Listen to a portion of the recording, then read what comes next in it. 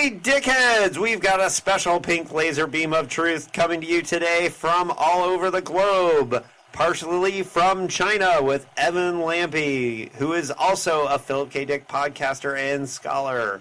So this is a really nerdy discussion over 2 hours going through PKD's books 5 through 10 in his bibliography. So just reviewing the last couple books that we've done with Evan Lampe, just me and Lampe, just getting all crazy PKD on you.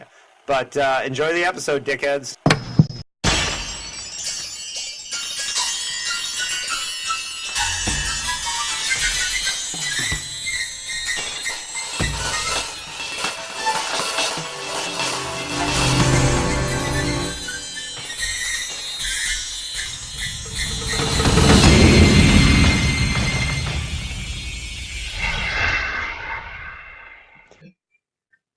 All right, joining us on the Dickheads podcast today, our first return interview, Evan Lampe, back to talk about Phase 2 of the Philip K. Dick bibliography, or at least the novels. And, sorry, It's great to be back. Yeah. Welcome back, Evan. We're going to talk today. Let's start with Time Out of Joint, and we're going to go into in-depth, like, your thoughts and feelings. Now, everybody can go and get a real more detailed look at your feelings with your podcast, and we'll talk more about that later. But in the meantime, we want to get a meeting of the minds with the Dickheads and, you know, see how I've listened to all of them before. I had this philosophy that I didn't want your podcast to influence ours, but we do things so differently. I thought that's okay now. And, but we're really excited to have you on. So give me your first initial thoughts on Time Out of Joint. When did you first read it? And what were your first initial thoughts of it? Oh, I don't know. Like with so many of these Dick novels, I must have told this story last time. I think I did. I was first reading Philip Dick when I was in graduate school. Actually, there was like a space in my graduate school career where I was, chasing a woman to Oregon, and I was like working in factories and things. I took a semester off or a year off from my graduate studies, and I spent a lot of time at the public library. And I was just pulling books off the shelf and reading a lot of science fiction and Philip K. Dick, and I must have read it at some point in that period of time. This one though was fairly memorable. I remembered it quite a lot, but it was really that first part of the novel that struck clearly in my mind. The kind of idyllic 1950s delusion that the character Raggle Gum, right, that he's in. Yeah. Right. It wasn't until I came back to it later that I noticed that this is so much a story of the frontier, and of which is something that Dick was writing a lot about in the stories throughout the 1950s. But for me, I think that's the most important thing about this story now, is really what it's trying to say about the frontier and the tension between Earth and the moon, and kind of where the story goes in the second half. And so much is, in fact, the interest of so many people is that first half of the story, right? This idea that someone is in basically a zoo, right? And being controlled and observed, and that setting it in that 1950s suburbia, right? Even that Truman Show is kind of seen as sometimes an adaptation of Time Out of Joint. Yeah, and here's a funny thing for me. When I read it here for the podcast, was the first time I had ever read Time Out of Joint. For whatever reason, I just never read this one before, and I didn't have any idea what the plot was about. I had no idea that. I had somehow managed to be spoiler free before I read Time Out of Joint. Okay. And so the twist actually worked for me because I had never been told that it had this Truman Show thing. And because of the title being called Time Out of Joint, I just assumed that there was some kind of weird time travel thing going on. And so I was looking for something else. And so the twist actually got me. I'm wondering, did it work for you when you read it the first time? Or did you know it was coming? Oh, I think I must have known it was coming, because I never protected myself from spoilers. I still don't. So I always look up the plot beforehand, usually. So I must have known it was coming. Right. Well, so yeah, it actually did work for me in the sense of that I don't think, I'm not sure. I think the reason it worked for me is because I was looking for something totally different. And so I kept looking for reasons with like things with like the light cord and the things like that, that he was, and I had read Martian Time Slip. So I thought this was an early version of like the kind of the time slippage that we see there later on in Dick's career. But yeah, some of the things with the frontier aspect, I know are really huge in your interpretation of Time Out of Joint. And I think for us, we kind of debated whether this early suburban aspect of Time Out of Joint was, Anthony found it boring. Larry and I both liked it. I'm wondering how you felt about a little bit more deeply about what Philip K. Dick is trying to say about the family here in Time Out of Joint. Oh yeah, well, the family is part of, but the whole suburbia picture. Of course, Regal Gum is crazy, and he's insane, and his insanity is in this kind of pristine world of the 50s, and this is something Dick comes back to so often. And since you mentioned Martian Time Slip, there is a parallel here in that you have characters who are stuck in a moment of time, right? And in here, he's stuck in his past, essentially his childhood. In Martian Time Slip, the character is stuck in his older age, right? Because that boy, he spends his whole time seeing what the world will become, right? And he doesn't see the idyllic 1950s pristine world. He sees slums and decay, right? Right. Yeah, I guess you'll get to that novel. We're actually recording that this week. All right. Yeah. So there is, I think, a parallel there, and time does play a role here. He's living in his past, right? It's not kind of he's predicting the future. I mean, that's when you have the deja vu experience. It's kind of like, well, am I experiencing the future? Is it premonitions? In fact, I just got off a podcast about the bus conductor with the sci-fi audio people, and that's about a premonition, right? That's the room for one more story, right? You got that eerie feeling walking in the elevator, and the elevator ends up crashing, or in this case, it was a bus. But anyways, I think Dick just thinks the suburbs are weird, which is, I think it's interesting that he lives so much of his life in these kinds of areas that he thinks weird. Which is kind of like, I guess, parallels Regal Gum's experience a little bit. Well, yeah, and something that's interesting, because one of the differences in what you do and what we do is that we go into a lot of the history of how Dick was writing and publishing and like the aspects of that. And what's really interesting is this is one of the first books that after Don Wollheim, who was his major editor at the time, rejected this book, he went ahead and still managed to publish it, and actually found a bigger, more prestigious publisher, and actually got his first hardcover book. It wasn't marketed as science fiction. It was marketed as, wasn't it a novel of suspense or a story of suspense or something like that? And so I'm wondering if this freedom from Don Wollheim, if you're seeing aspects of being freed up from the editor that had done pretty much all of his earlier novels to this one.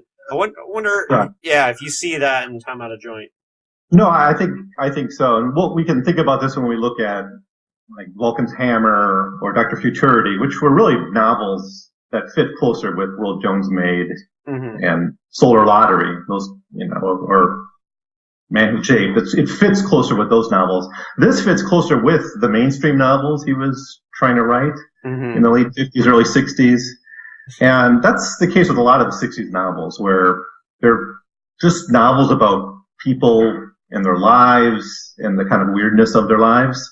The difference is one has like robots or, set in a post-apocalyptic environment or something. But otherwise, it's the same kind of stuff, right? If you think of Clans of the Alphane Moon, which is a novel just about a bickering divorced couple who gets back together, essentially, right? But then it's got this bizarre setting in it. But he's kind of telling the same stories in the mainstream story fiction. as he is in some of these. And so that gets you mentioned earlier the family in this novel, right? Mm-hmm. I guess the blacks are the clearest example of a family here, right? And they're totally fake. So right. I just got the image. I tried to put myself in Dick's head, and I don't know as much about where he was, the day of his biography, or what he was doing when he was writing each of these works. But, you know, he must have met his neighbors at one point and just thought their marriage was a sham and weird and just put it on the page. Because he does it so often, right? You get the sense, especially when you read his stories, that every time his wife nagged him about something, he writes it down into a story. And it just makes it gives it a sci-fi twist. Yeah, and so it was promoted as, quote, a novel of menace. Novel menace. Yeah, I'm not sure what that means. But that's how the publisher promoted it. But and so he did say a lot about how the issue with Time Out of Joint was that it was a novel about fake reality, and that was very much what he set out to do. And obviously, a lot is made out of it seems like the twist has much less punch when you're in a post-Truman Show world, because they obviously stole the concept stole might be a really intense word. I don't know if they read Time Out of Joint or not, but it's the same concept. Although here we've got so many more interesting things that he's saying about society. When you've got the war with the moon, right? And the world building here is actually really good. Some of it's a little corny, like the jive talk and the weird stuff like that. But, which was a little... But so much of the conflict between the lunatics and Ragglegum and or the people that are fooling Ragglegum is really interesting. And I'm wondering if you have any thoughts about the world building there and what that says, what Dick was trying to say there.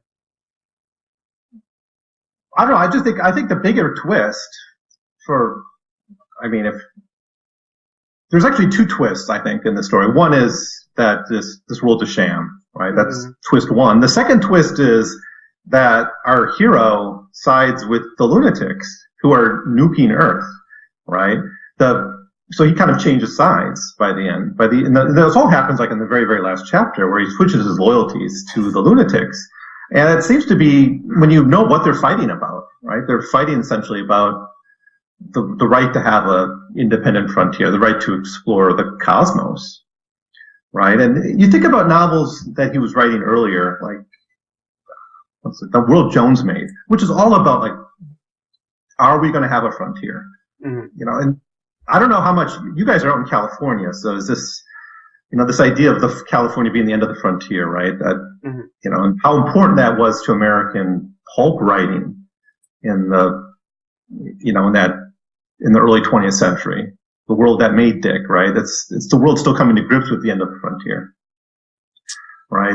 You got the westerns, and you got, of course, science fiction kind of extending this idea of a frontier. But it seems to me that the U.S. is really grappling with that. And Dick here, for all his pessimism later in his life about the frontier, about space travel, the kind of the ennui of all that, which you see in some of his later works, there's a whole lot of optimism in his view of the frontier early on, and I think it's expressed here in this story with the character siding with the lunatics. But there's another. When was Moon as a Harsh Mistress written? When was that? When did Heinlein write that? That was before Starship Troopers, so it would have been in the late 50s, I believe. But we're like, I just looked it up, 1966. So this idea of the moon nuking Earth in kind of a struggle for independence was. So I'm not saying Heinlein stole it from Dick here, but that same plot device of the people on the moon bombing Earth is in both stories. Well, I've been thinking about the moon as a harsh mistress lately. Right, and so later, so Ace. One of the reasons why Don Wollheim, I guess, rejected this novel was that he wanted to he wanted to, I guess, make Rattlegum look like more insane, I guess, or try to do that. And I think this is the first time that PKD really kind of stood up to Walheim and his ideas and said, like, I just don't really want to do that. And he took this book elsewhere. So I think, kind of one of the things that we decided about Time Out of Joint is a major step in the evolution of Philip K. Dick, not just the writer, the artist, but of his work in general, that it's a huge step forward. Whether you like, we had mixed feelings on Time Out of Joint. I think Larry and I liked it and Anthony didn't. But either way, you cannot deny that this is a major step forward in the Dick bibliography. I don't know how you feel about that in the canon. No, I agree. I think it certainly is. I think in some ways it connects to other themes that we talked about last time we sat down together. This idea of like false realities. That's not new for Philip Dick. Like in Cosmic Puppets you have it, but there it's just like we're just victims of gods, right? Playing a game. We're just kind of small people struggling to survive and understand reality between the struggles of the gods. Eye in the Sky, I might say Eye in the Sky is as much of a transition here because it's all about like subjectivity and subjective experiences. Yeah, but so you get just 4 different realities and they're all fully developed and understandable. And there's weaknesses in that story, right? That it's not paced that well and things like that. But it's all about human subjectivity and the difficulty of understanding each other. Well, I think a lot of the weaknesses of Eye in the Sky come from Don Walheim's influence and the fact that Dick wouldn't stand up to him and the fact that he wanted to make it Christianity. So then he brings in this weird version of the Baha'i faith that's not even accurate to the Baha'i faith and is just bonkers. And then to me, that weakens some of Eye in the Sky because it's not the full vision that PKD wanted to do. But I think what we've got here in Time Out of Joint is we talk a lot because of the way our podcast talks about Dick, the process a lot of the times, so much more than yours does. We're just sick to death of hearing all these stories about Don Walheim fucking up these books, And here's a chance where the first time where he just said no, and we'll talk more about that whole scenario with Man in the High Castle, because that was really the time where, and then Don Walheim proceeded to shit all over the book, when Dick took it elsewhere. But this relationship that they had, I think, this freedom that he had in Time Out of Joint to not, and it's funny too, because people forget, because with Man in the High Castle and Time Out of Joint, and Martian Time Slip, where they're a little bit more mainstream, people tend to forget that there's a moon colony nuking Earth, and in Man in the High Castle, there's Martian Nazis, and, there are these things. So I think that it still connects to the pulp stuff, just like you said, but we've just seen such a cosmic, or just such a huge shift for PKD, and I think that makes Time Out of Joint so important. I think it's politically very important too. In those, like in Eye in the Sky, there is like the Cold War politics to it, but it's so much more visceral here because it's really targeting that bougie lifestyle in the midst of a world that's on the brink, right? This is still the period of Cold War brinksmanship.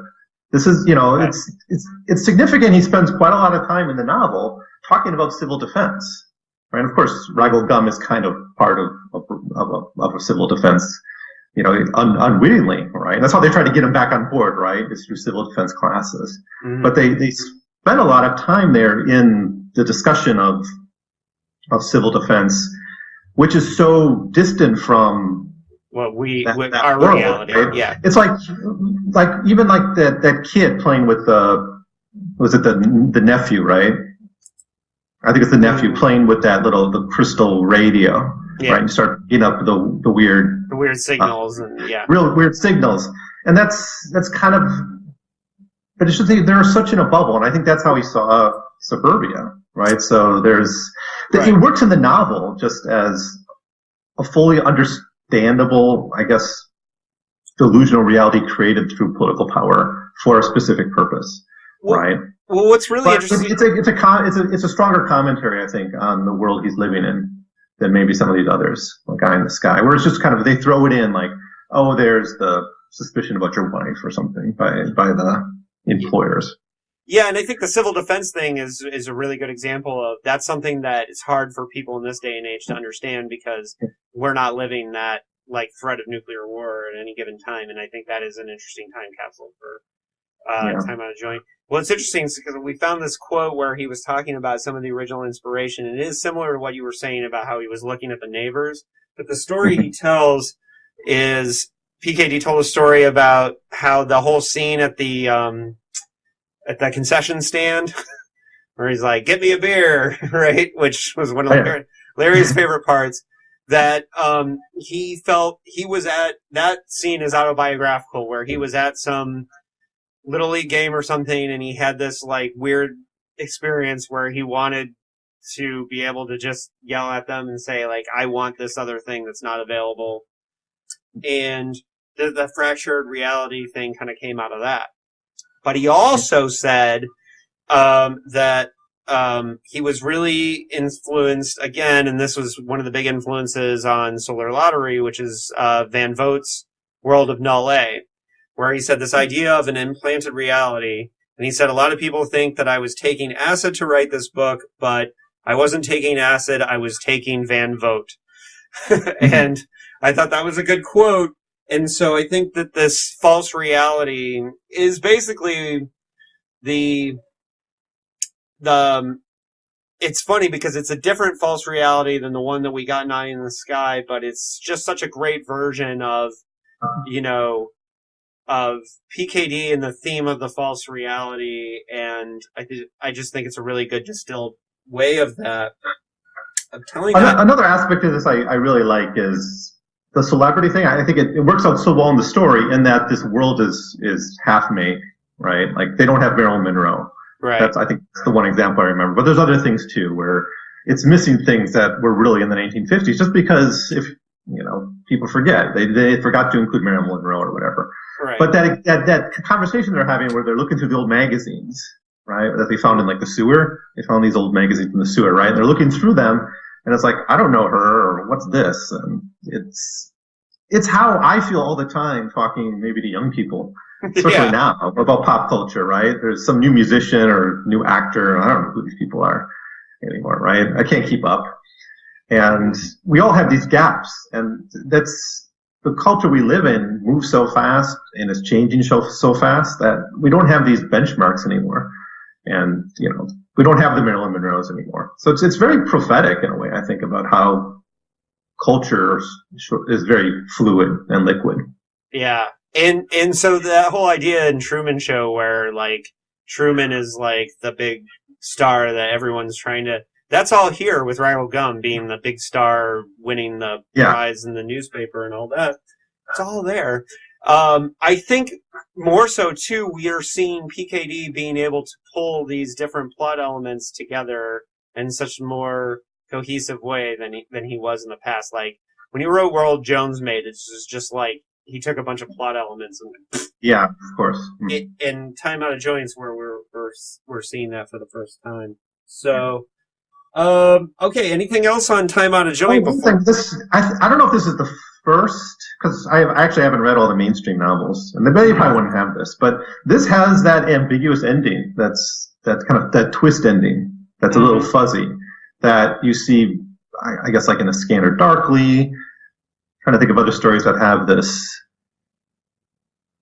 ambiguous ending. I mean, you'd think this is kind of a Philip Dick trope, but he doesn't use it as much often as you might think. But he uses it here, where it's at that final scene where you see someone, and is it that?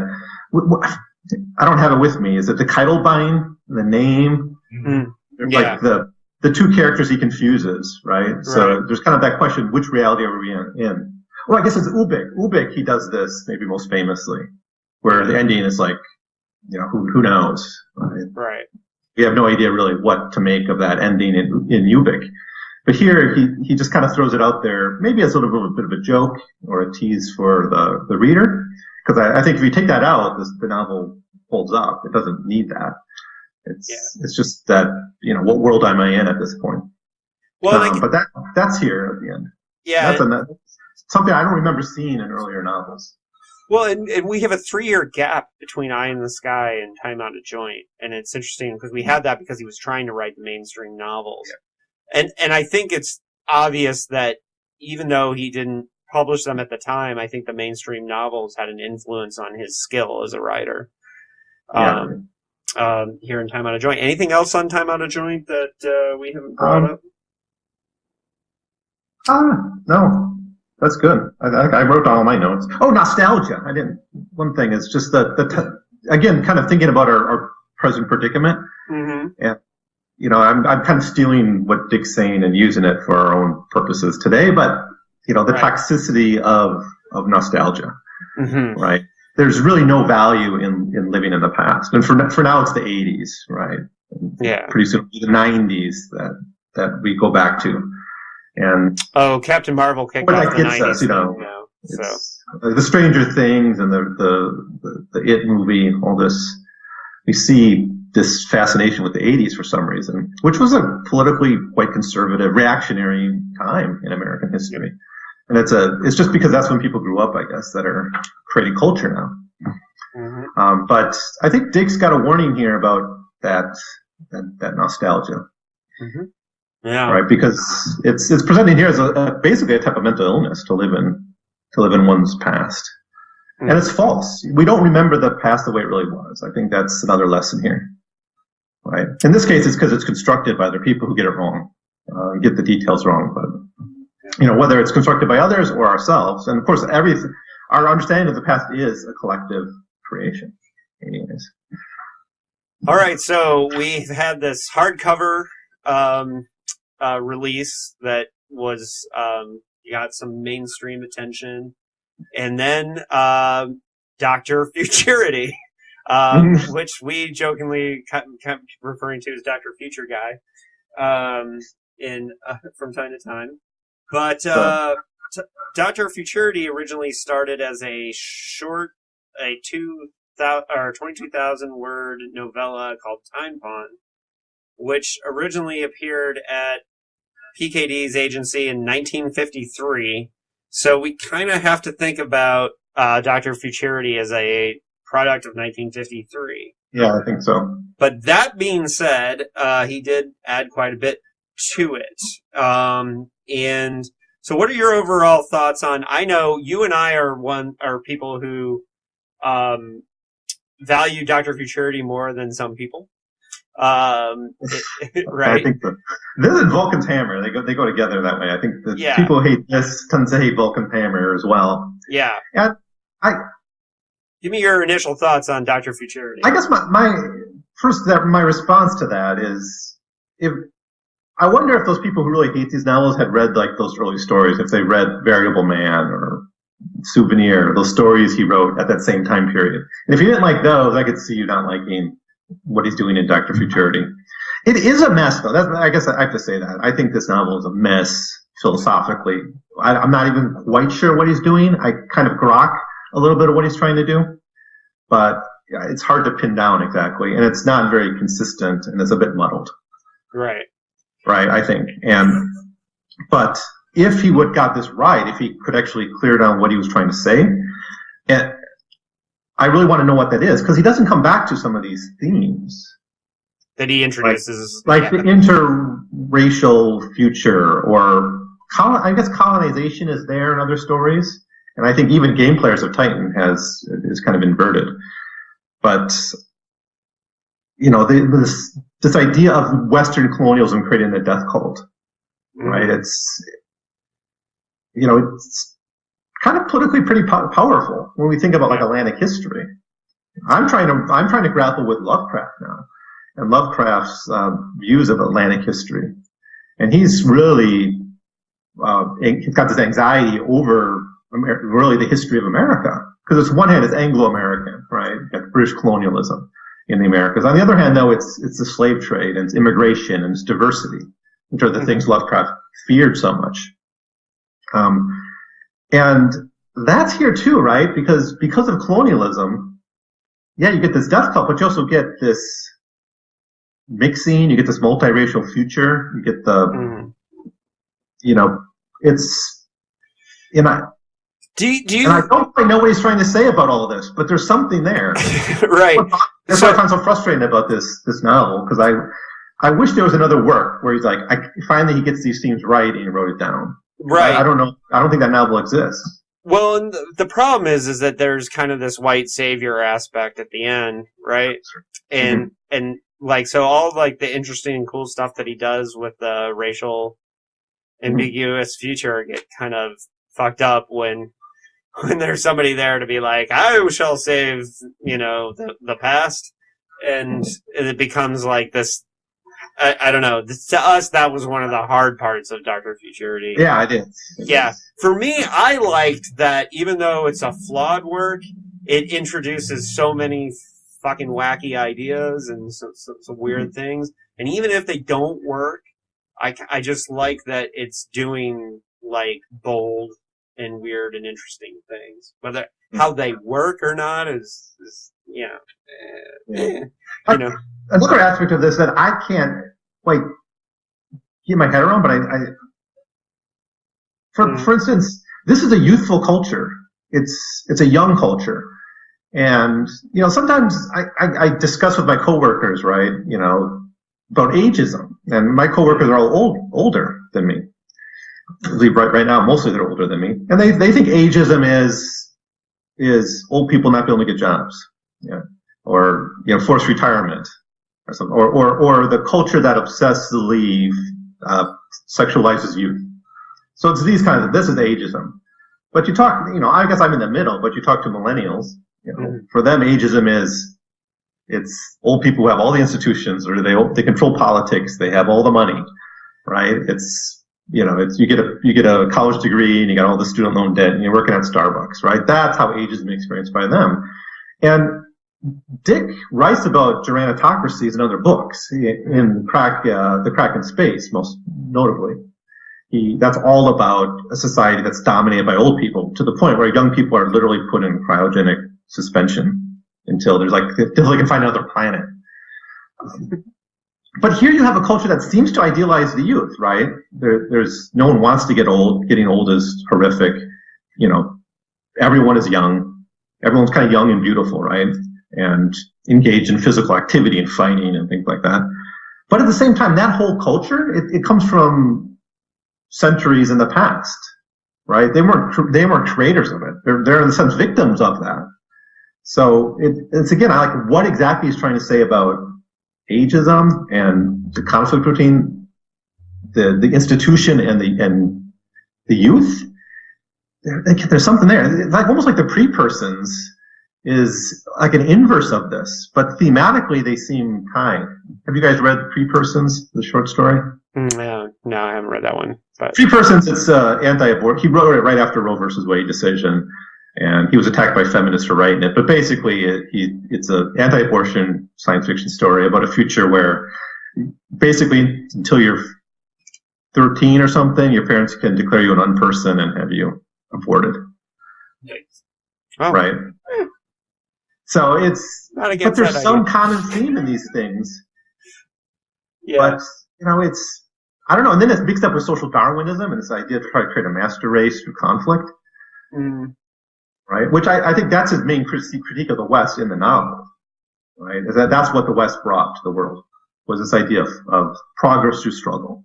Kind of a social Darwinian idea. But that's not the fault of like the Spanish or Sir Francis Drake. Right. Right? That's like a 19th, 20th century ideology. All right. So one thing that's interesting on the writing of the book, again, trying to cross what you do and what we do.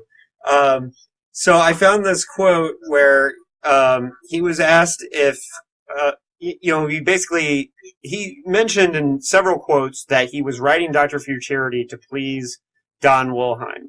And this comes in when he talks about the difference in writing Vulcan's Hammer and writing Man in the High Castle. He said that for writing Vulcan's Hammer and Dr. Futurity, I had an audience of one, Don Wollheim. That's all he cared about, was pleasing Don and getting it published. Whereas when he wrote Man in the High Castle, he wrote it for everyone and he didn't care. And So when he wrote Doctor Futurity, he wrote it for Don, but then there was a lot Don didn't like. And then I found this quote from PKD.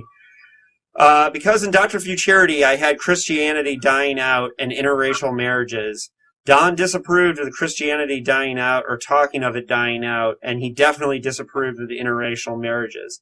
So it seems like those aspects in the final draft, like that Wolheim had him dial back those things, just like he messed with Eye in the Sky. So it's interesting to think about, had a different editor who wasn't, who was a little bit more forward-thinking, a little more progressive, how different of a book we would have gotten with Dr. Future Guy and Dr. Futurity and maybe Vulcan's Hammer even. I'm not, we'll get there eventually. I'll look at my notes for that. But Dr. Futurity could have been a really different book if Dick was unchanged.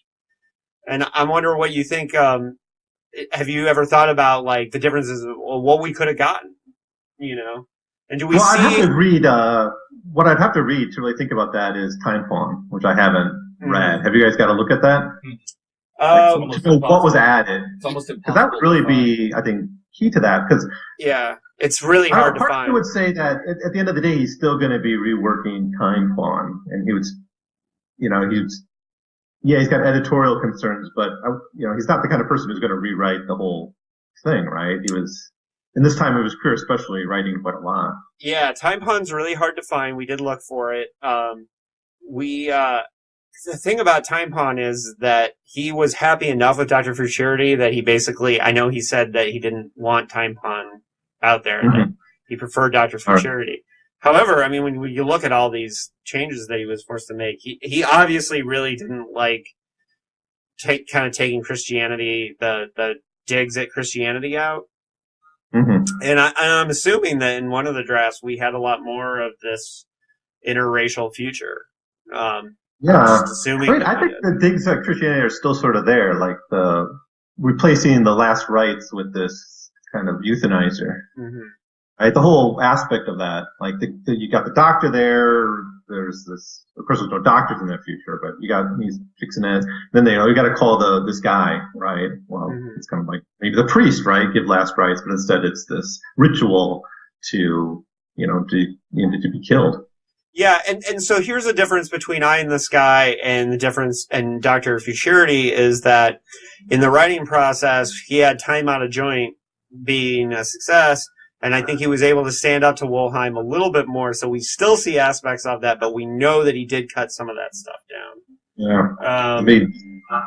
And so the nature, what's really funny is we joked a lot about how doctors are viewed in this book with the whole, like, I'm a doctor, I'm amazing. And, and so we thought that doctors are amazing and the social Darwinism were really funny little things that were going on in this book. And is this really the first time that he's really taken such a huge swing at social Darwinism? And do you think that was a reaction to, I mean, Atlas Shrugged was out and all that stuff was becoming popular at the time, Maybe. Right?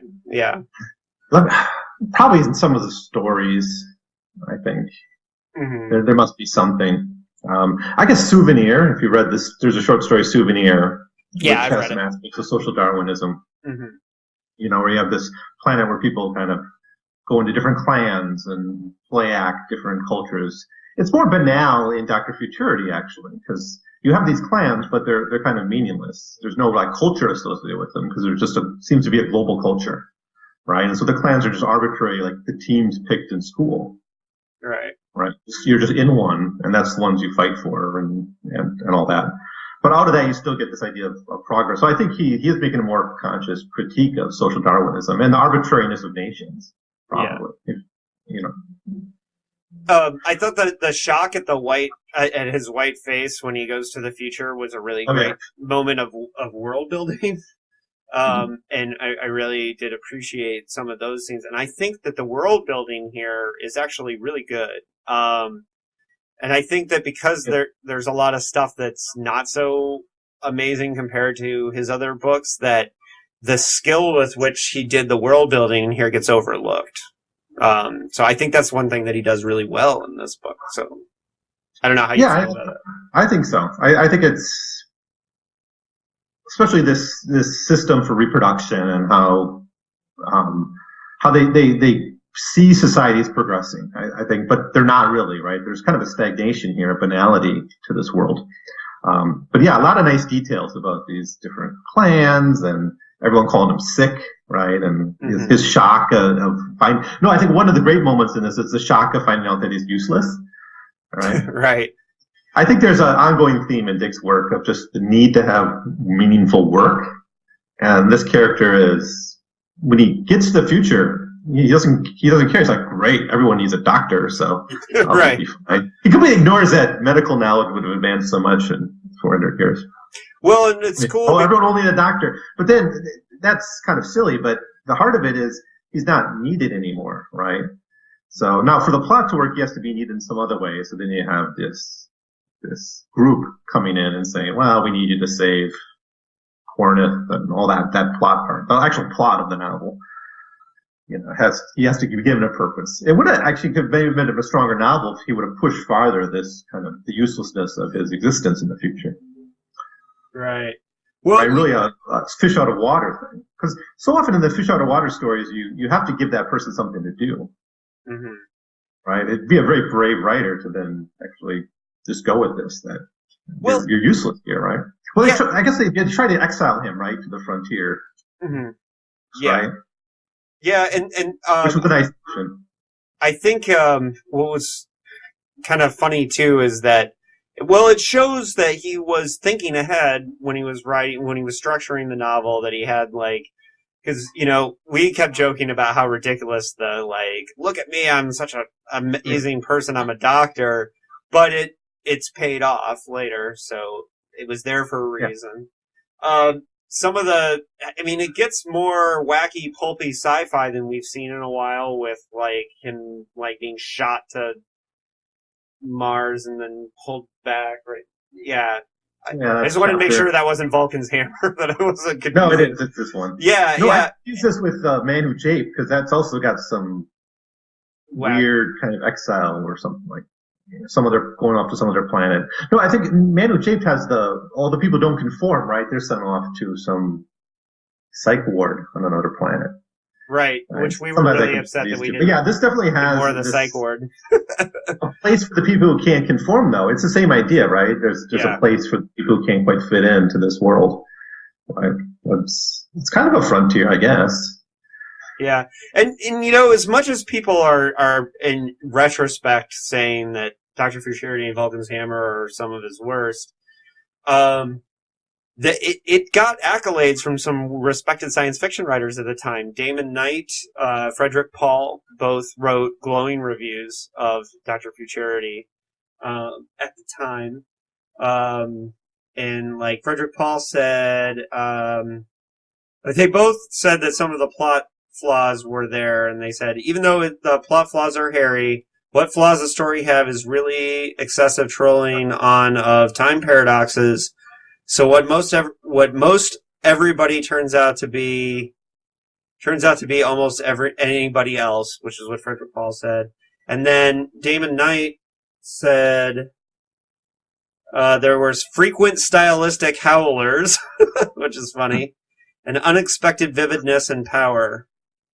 So at the time he was getting some respect for the output of Dr. Futurity, and is it perfect? No. Does it come up with interesting ideas? This is one that I think that if you did a film adaptation that wasn't necessarily super faithful, this one in Vulcan's Hammer, I think you could take, if you had the right person who understood what Dick was trying to say, they could kind of translate it into modern sci-fi. You could do something really cool with what's going on in Dr. Futurity and Vulcan's Hammer, I believe. But and I know you're not a big fan of many of the adaptations, and Yeah, I haven't even watched too many of them. Yeah, this will come up for Ben in High Castle. I haven't seen a single episode of that. I saw the intro opening credits once. That was the most I ever saw that. I would You actually. can tell me what I'm missing. Yeah, we'll get to that. We'll talk about that in a little bit. I am only now watching season 2, so there's season 3 and 4, that I haven't gotten to. But I think I don't know about these adaptations. So on Sci-Fi Audio, we've done all of Philip K. Dick's Electric Dreams, and there's like 1 or 2 good episodes in that series. Yeah. And the movies, I don't know, they're some hold up, I guess. I mean, Blade Runner is classic on its own, but it's fairly removed from the source material thematically and even just in the plot and the story. Yeah, so, that's true. Although I don't know, I do want to see a good Philip Dick adaptation.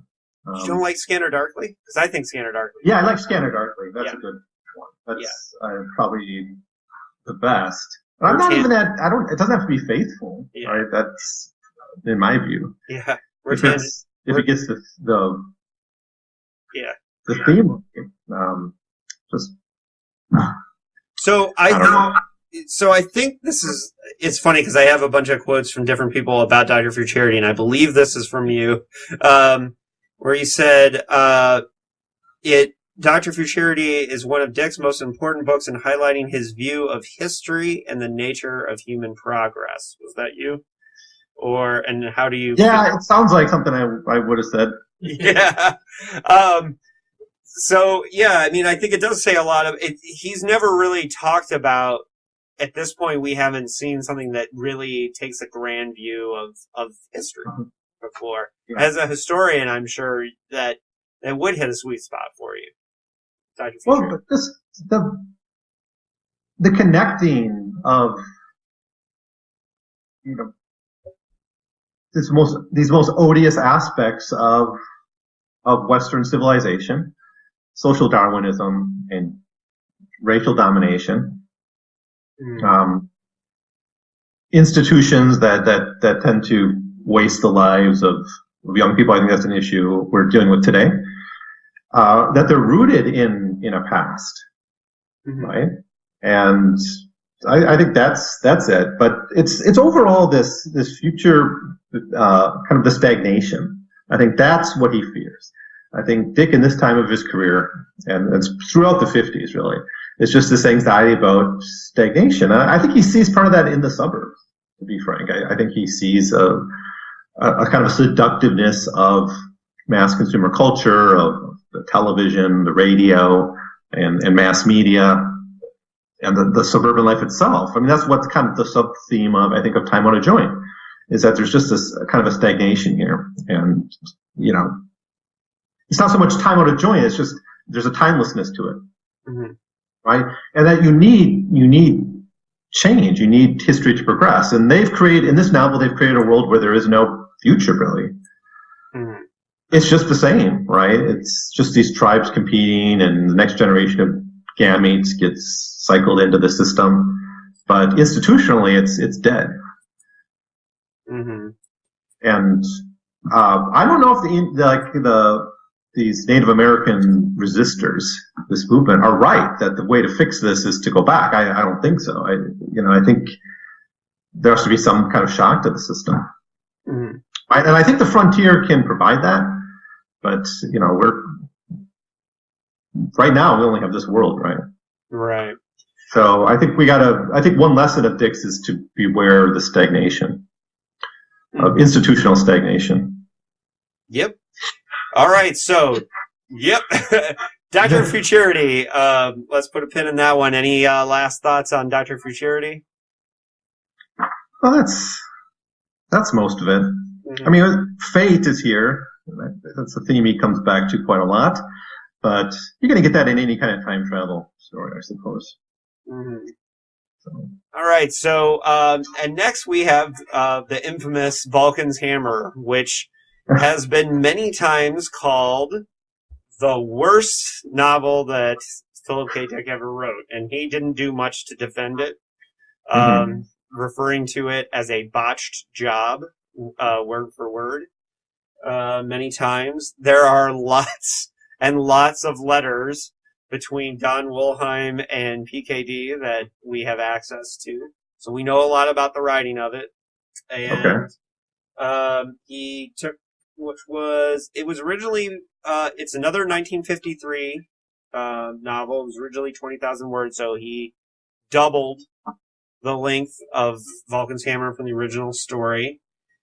And he called the original story a botch job. He said,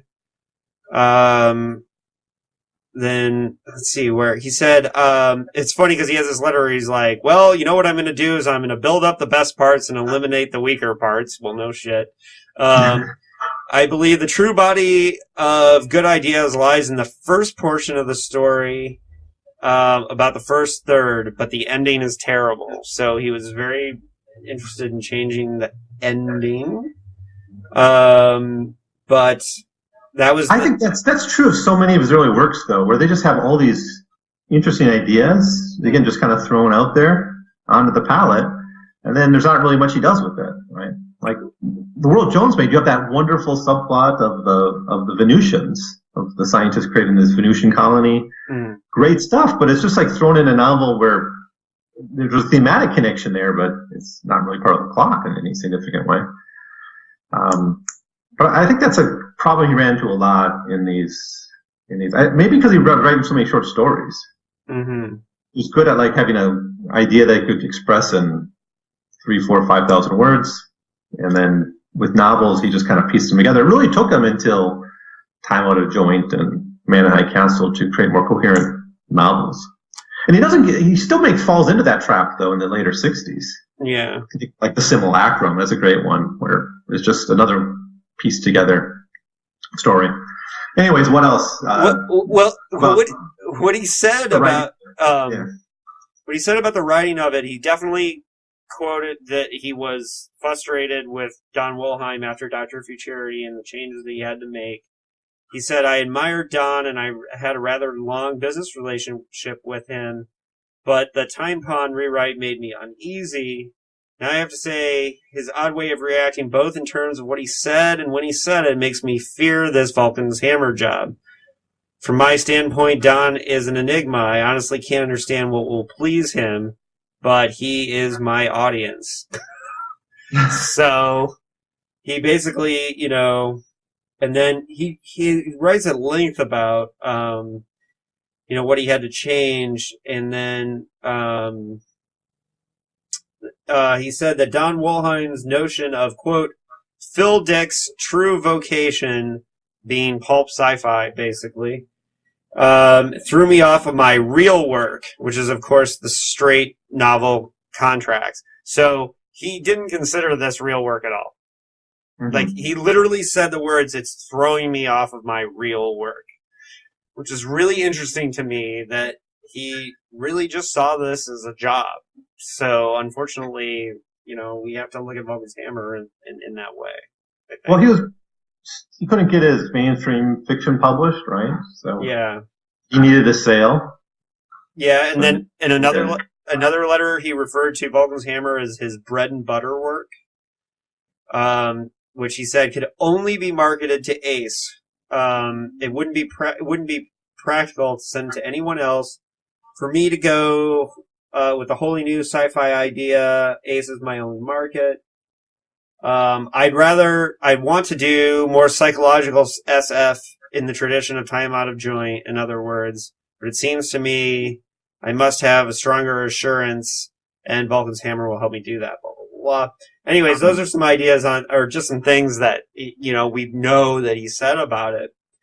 And so one of the themes that we really thought was interesting that gets kind of like mentioned in the beginning of Vulcan's Hammer is that the Atlanta Psych Labs, which is similar to what you were talking about the people getting in World Jones made and the people that go into exile. So here's this exile thing, but he mentions the Psych Labs, but we don't see them.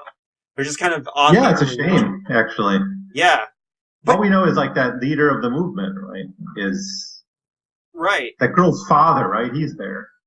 Right, and he introduces these Psych Labs, and both Larry and I had the idea when we were reading it, when they mentioned the Psych Labs, I'm like, oh, this is going to be awesome when we get to the Psych Labs.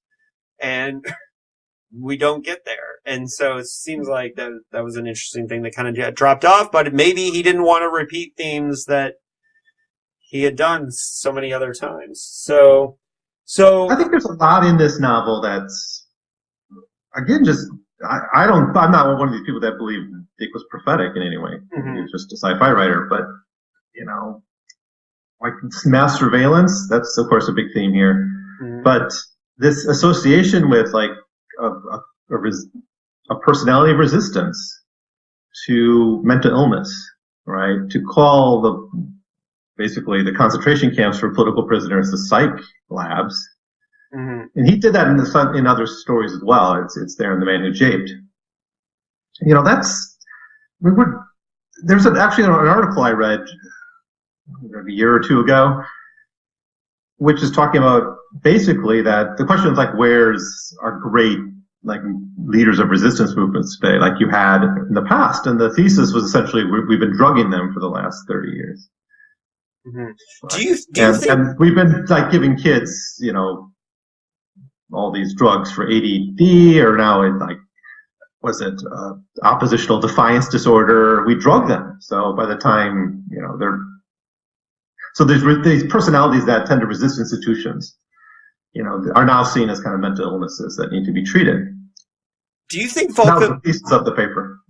Do you think that the Vulcan 3 computer is expressing PKD's feelings on society, or do you think he's? I mean, I don't know. Is it speaking for him? You're saying Vulcan 3 is Philip Dick?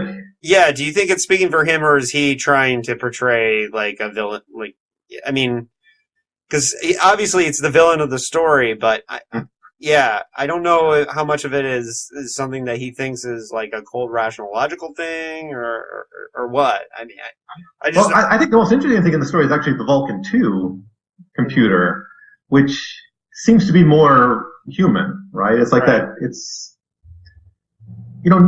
I guess when we think about AI, we say, well, we can start with just a stupid computer, cold, totally rational, right?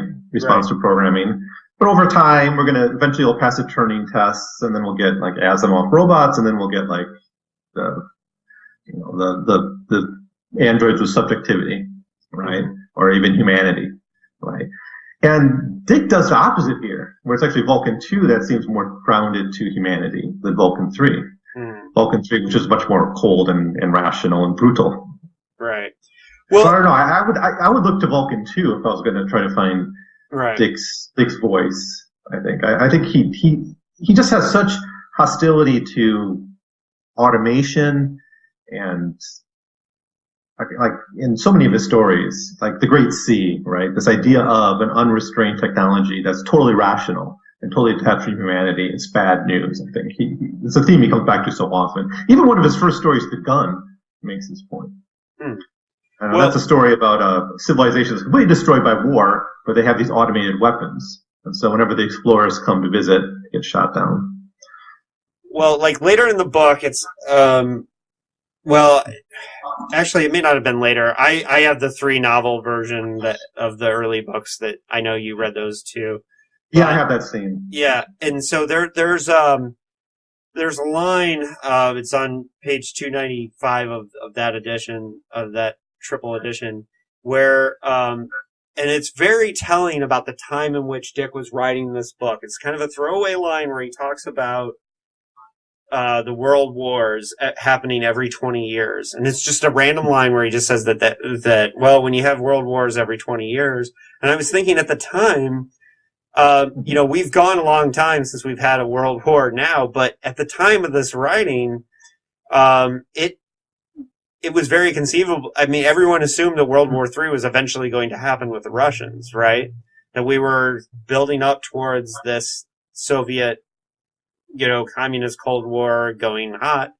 And it's an interesting aspect to me of Vulcan's hammer is that the Vulcan computers are there to prevent this unending cycle of war is a really interesting concept that he was trying to get about in the book, whether it was done for good or bad. Is that the teacher who's teaching his version of history to the students? I think so. There's kind of that interesting scene. I mean, it's ridiculous when like one of the government heads comes in and starts teaching the class. It's right. I thought it was kind of preposterous. Of course, he's there for a reason, but right. the teachers teach in this version of history, right, that this was the way the world was, right? Wars every 20 years, and then we fixed it, right? So you're alive because of the state, right? Which of course is a lie. I think we're often told, right? If the state doesn't exist, we at each other's throats, we're told, or if there wasn't the death penalty or there wasn't prisons, there'd be gunfights in the street like Wild West. Right, that's this idea that you owe your life to the state that exists now. That's that becomes part of the justification for the state. But I do think there is that anxiety in the 50s of another war. So that's certainly true. That's part of the atomic culture. It's part of that Cold War feel. It runs throughout all of Dick's writing at the time. And so it's really funny because it's a book that's written off as being pulpy and ridiculous, but there's a lot of really interesting concepts and themes that are just kind of snuck in there. The big data thing, I think that's one of the most interesting. Yeah. All the Vulcan 3 does is takes in all the data, right, and then analyzes it and predicts the future. Right. No, that's not. I don't think that's. I guess he didn't invent that. You have psychohistory, Asimov, right? Yeah. And the Foundation. That is the same idea, right? You take in all this data, and then you can predict what's going to happen in the future. But this is it's looking at it through a state, and I think that's an important contribution that Dick makes to that idea. That when you have all this data pass through a state, then all these bureaucrats, they're not nice people. Yeah. Right? I mean, they have some subjectivity, They're pretty much mindless suits, right? Yeah. They have the pen guns, and this is the one with the pen guns, right? The pen laser guns. So they're mostly kind of mindless drones, but I think that's part of the point here. They're just serving this state. It's kind of like Dr. Futurity in this way that everyone is just playing along with the system that was invented some time before, and they're bound by it. Well, right? So. We get a jolt to disrupt that. Well, that's a good thing, I think, for Dick. Yeah, and it's funny because for me, as a person who's a writer and like a big film nerd, like I spent a lot of when I was reading Vulcan's Hammer, I saw a movie of this in my head much more clearly than I did a lot of the other ones. And I think that you could modernize this story and make a.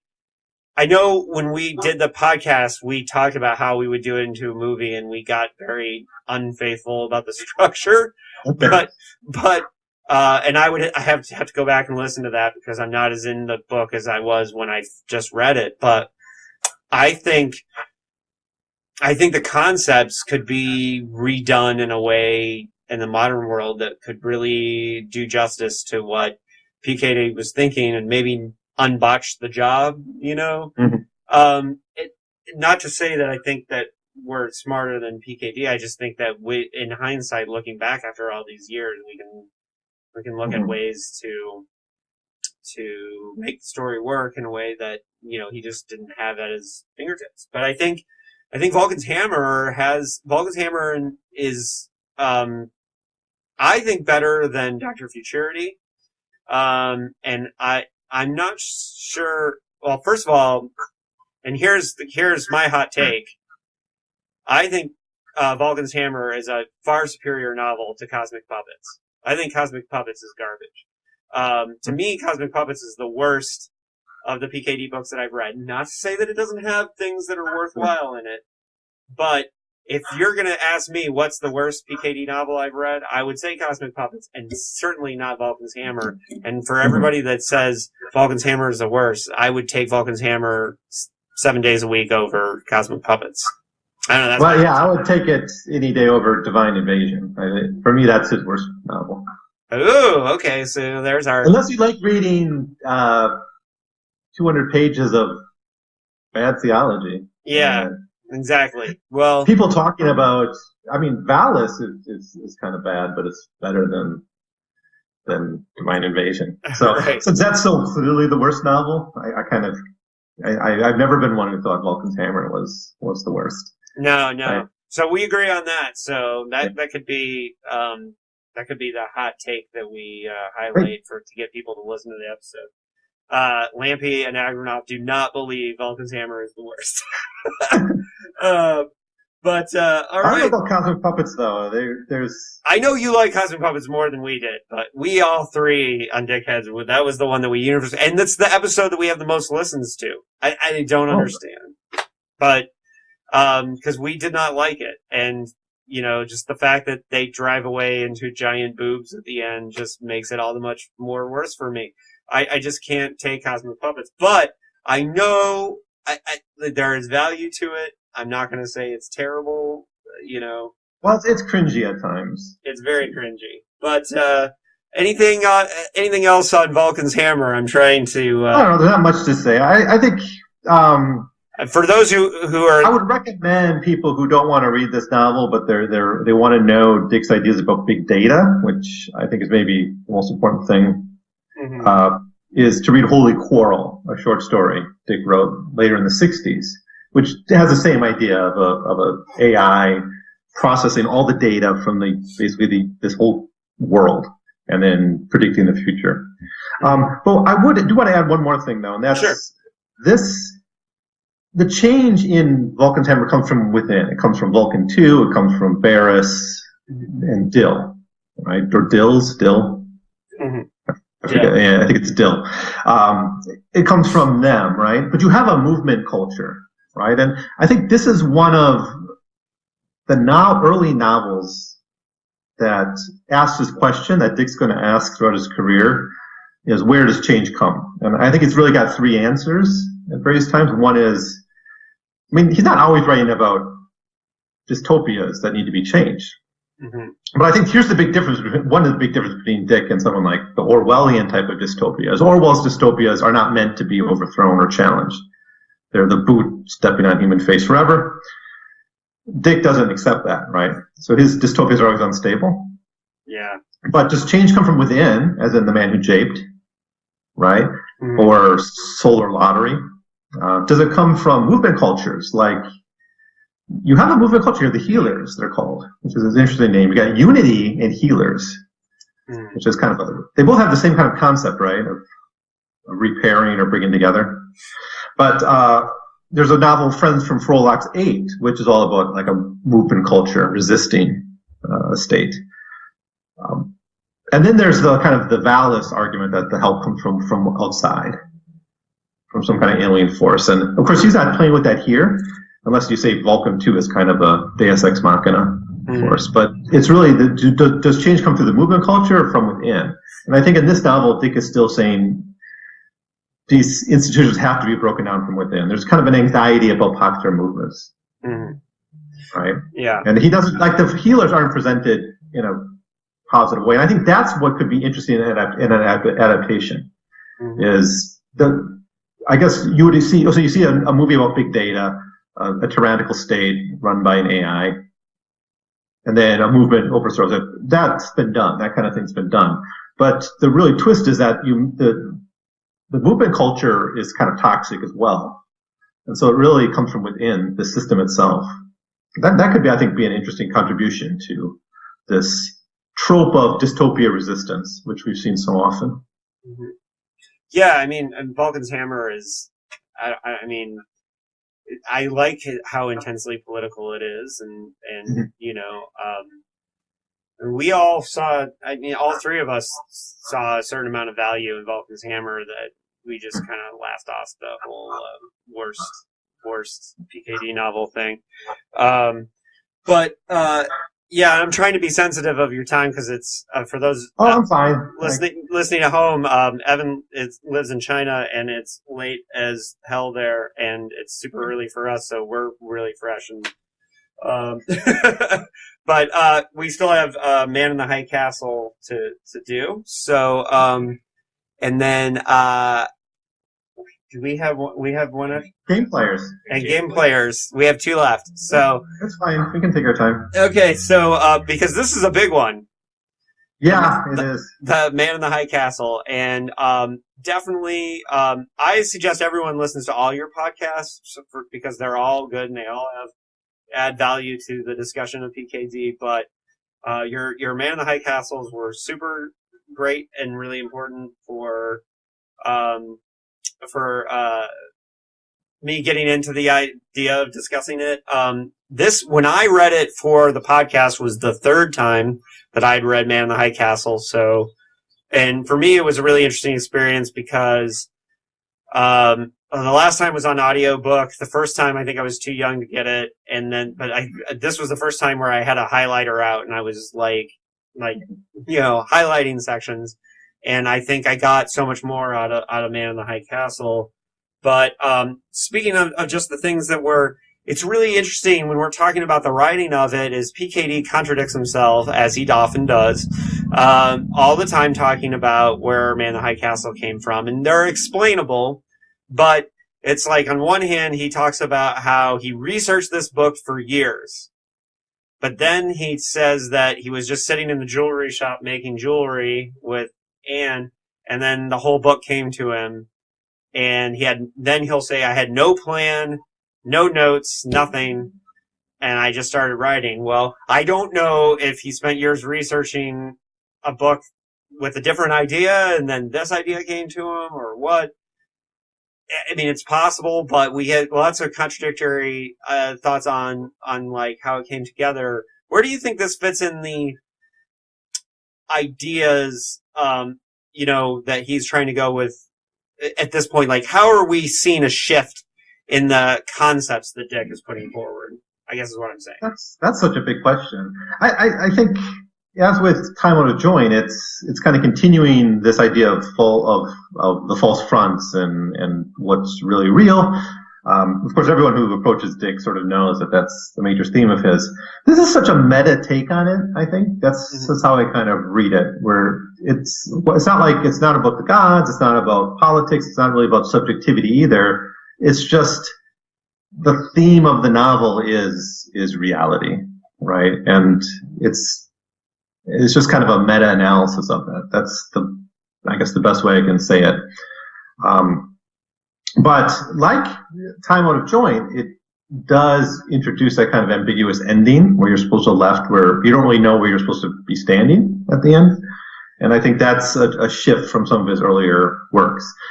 For instance, in Vulcan's Hammer or Man Who Japed, you have an ending that's unfinished, perhaps, right? Like you have a system that's been shooken and you don't know what's going to come out of that. But it doesn't really matter because that's not the point of the novel, right?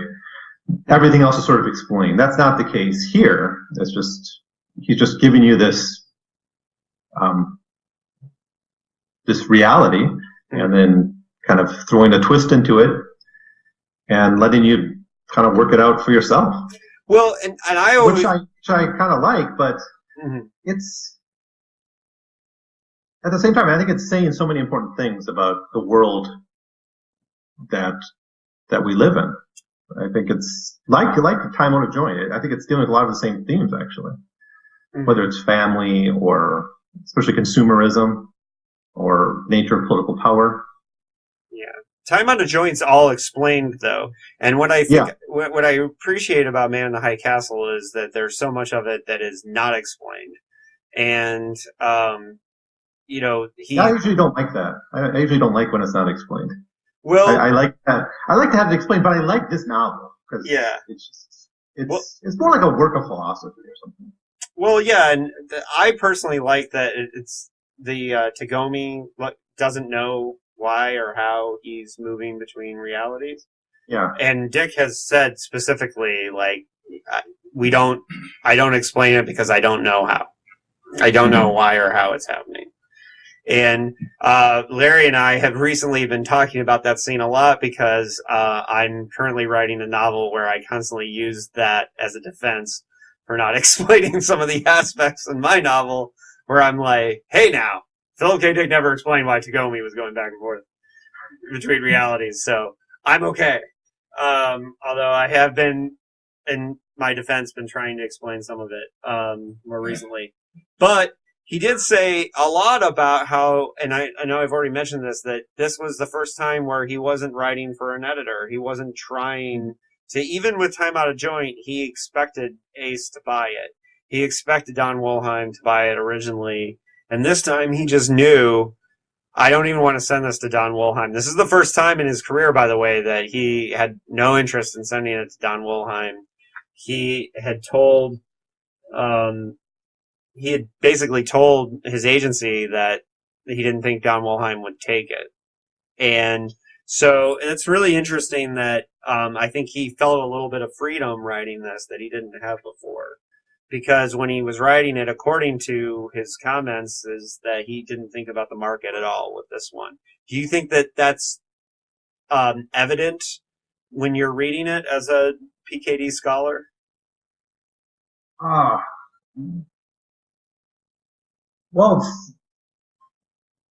it's not even really sci-fi. I don't know. So yeah, he obviously couldn't have marketed it to like the Ace. Like he had those other novels. Well, I would disagree with you that there are Nazis on Mars. So there is, but I mean, it's alternate history. It's an alternate history, which was not as much of a thing at the time. I do want to talk about the Nazis on Mars aspect of it. Sure. At some point. Yeah, we'll come back to that.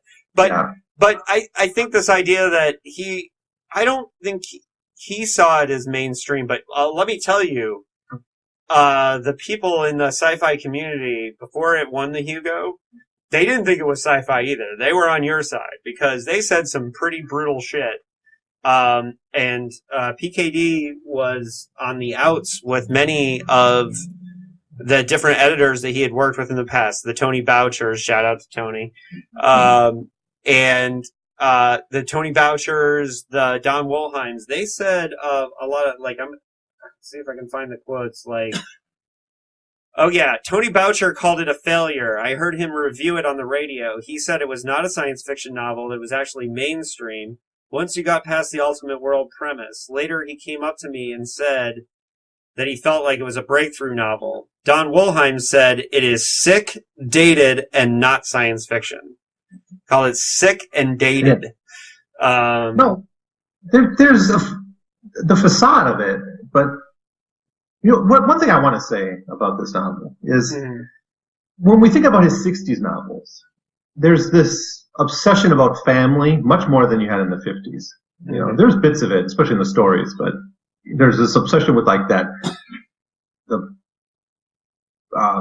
the divorced man dealing with his ex-wife who has other men. That's so well developed in this novel. And I think this might be the first time he really has that very, like Frink is kind of the closest maybe to Dick's POV here, right?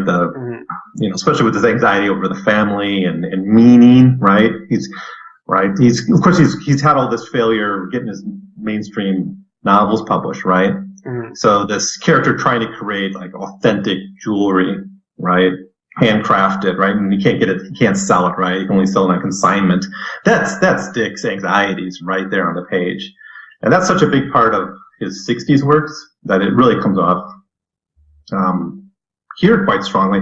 That's the mainstream stuff though, right? Mm-hmm. That's the bulk of the novel is about, Frank and his partner, who's his name? Frank's partner? Yeah, the one they're making the jewelry with. Oh, gosh. Whatever, but, or Childen. Childen. This antique, no, Childen's the antique dealer. Antique guy? The antique dealer who's trying to, impress all his customers. Frank's wife going off on this quest with a new boyfriend, who turns out to be no good for her. I mean, this is all the mainstream stuff. Yeah. And this is what his mainstream novels read like, actually. Yeah. Well, and what's really interesting is because then he goes on to win the Hugo for this. Yeah, it does. Yeah. Yeah. I'm surprised. I don't know how. I wonder if he danced in the end zone a little bit. I wonder if there were any letters to Wollheim or anything that were kind of like, "Hey, fuck you, dude. I just won the Hugo," because they were really brutal. The reviews were really brutal on Man in the High Castle, calling it, sick and dated, and all these things he took a lot of gruff for it, but he believed in this book, and he stood by it. And there's quotes about Don Wilhelm saying it was the wrong choice for the Hugos, and then Dick said, "Now most readers know how little science fiction writers are paid. I was earning about $6,000 a year. In the year following the Hugo, I earned $12,000, and close to that in subsequent years. I wrote at a fantastic speed. I produced 12 novels a year, 12 novels in 2 years, and this was to capitalize off the Hugo success." So it's like, I mean, he knew, and then it was funny because then Wilhelm gets Game Players the Titan and calls it the most important novel of the year. And it's like, dude, yeah. So Ed McCarthy is the name of his partner? Yeah, okay. Ed McCarthy. Oh, Ed, yeah. Yeah. Who's played by DJ Qualls on the TV show, which was great casting, by the way. But you don't care about the TV show. So, I just never watched it. I don't have time. I get these recommendations we gotta watch this on Netflix. I do have Netflix here. Yeah. Now it comes in and out. I can't always watch it, but every other day I get a new recommendation for a TV series to watch. So. Well, we'll get back to Man in the High Castle and the TV show in a bit, but yeah, I mean, I think it's just really interesting how he took so much shit on this book coming out, but he definitely believed in it, which was good. And I found the Japanese translator quote that we talked about before we came on the air. You might be interested in this. The exact quote was, translator said, "Your book wasn't any good to start with." That's how the quote starts. And then he said, "Secondly, you confused Chinese and Japanese culture. The Chinese are inferior people, and the I Ching Chinese, not Japanese. No Japanese would ever use some Confucian classic. Only foreigners use those." Yeah, that's Dick's years of research into... Yeah, paid off. I believe he researched the Nazis for years. I think he had a deep interest in the Nazis. And writing about the Nazis, yeah. I believe writing about them. And yeah, he did know... Who else would use Reinhard Heydrich as a major character? Everyone else would use like Himmler or some more recognizable character. I mean, I know they have Goebbels here, but the focus he puts on Reinhard Heydrich is, I think, kind of striking. Maybe at the time it was more well known, but I doubt it. I mean, he died in, I think, 1942 by the Czech resistance. Right. In our timeline. Right. And, I'm not sure if you got a chance to listen to our interview with Gabriel Rosenfeld, the historian who does the counterfactual history blog. But, that's one of the things Gav was really impressed by when he read Man in the High Castle the first time, was his research into the Nazis and how well he knew the Nazis. And Gav and his father are both experts at anti-Semitism. And the fact that these experts in anti-Semitism really appreciate Man in the High Castle, I think, says something to the research that he did. Yeah. I think that's it's really a strong aspect of the novel. I think he does get the Japanese wrong, essentially. Except I buy their obsession with American antiquities. For some reason, I can see that. I think that the thing is, the occupiers being interested in these American antiques. Yeah, he idealized. And the class aspect of it is just really fascinating. So yeah, and that's one aspect of Man in the High Castle that is kind of, that we talked about is kind of messed up. Is Dick knew the Nazis were evil, but he kind of idealized the Japanese as the lesser of two evils, and really kind of tried to make the West Coast scene, hey, it's not so bad, the Japanese we got, but for anyone who studied history and knows how the Japanese took over China and Nanking and all that, I think one aspect that I don't like about Man in the High Castle, or I think is a weakness of Man in the High Castle and a weakness of the TV show too, is that the Japanese are portrayed as not so terrible. And I think that if they had taken over the West Coast of the United States, it would have been a freaking bloodbath. That was never even Japan's war goals, right? Yeah. It was Greater East Asian Co-Prosperity Sphere. Of course, this is alternate history. So whatever. Right. But you guys notice that the history in The Grasshopper Lies Heavy is not our history. It's different. Absolutely. It's an entirely different history. Yeah, and so it's not just either or. The alternative there is, so our history isn't even here, unless it's a third reality underneath it all, which I guess we might want to think. But the Nazis here, the Nazis on the moon. I mean, Dick had been so much about the frontier up to this point. Presenting either the Mars is the base for the psych labs, or you send the crazy people to, or it's actually this human drive for a frontier, as in, I think, Time Out of Joint. World Jones May has that very strong. I think that's a strong theme. But Solar Lottery, which has a whole subplot about trying to find the 10th planet, all that stuff. And then the stories do it all over. The need for a frontier. And here the Nazis achieve it, but what they do with it is it's totally banal. It's useless. There's no future here. I really strongly think the heart of his criticism of the Nazis is that there is no future. It's just endless violence and conquest. It's not about remaking humanity, which we see with genocide in Africa. And they just continue what they're doing in Europe to Africa, and then I forgot the details of what they were doing on Mars, or on the moon, but it's just extending what they've already created on Earth. It's not a rebirth. Well, I think the Blakemen from Martian Time Slip were in trouble when the Nazis got there. But so one of the aspects that I thought was really interesting early in it was the talk about that I think gets overlooked is the mention of Capitulation Day.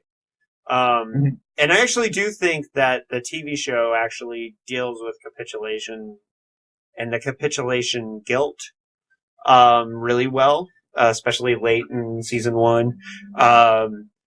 But I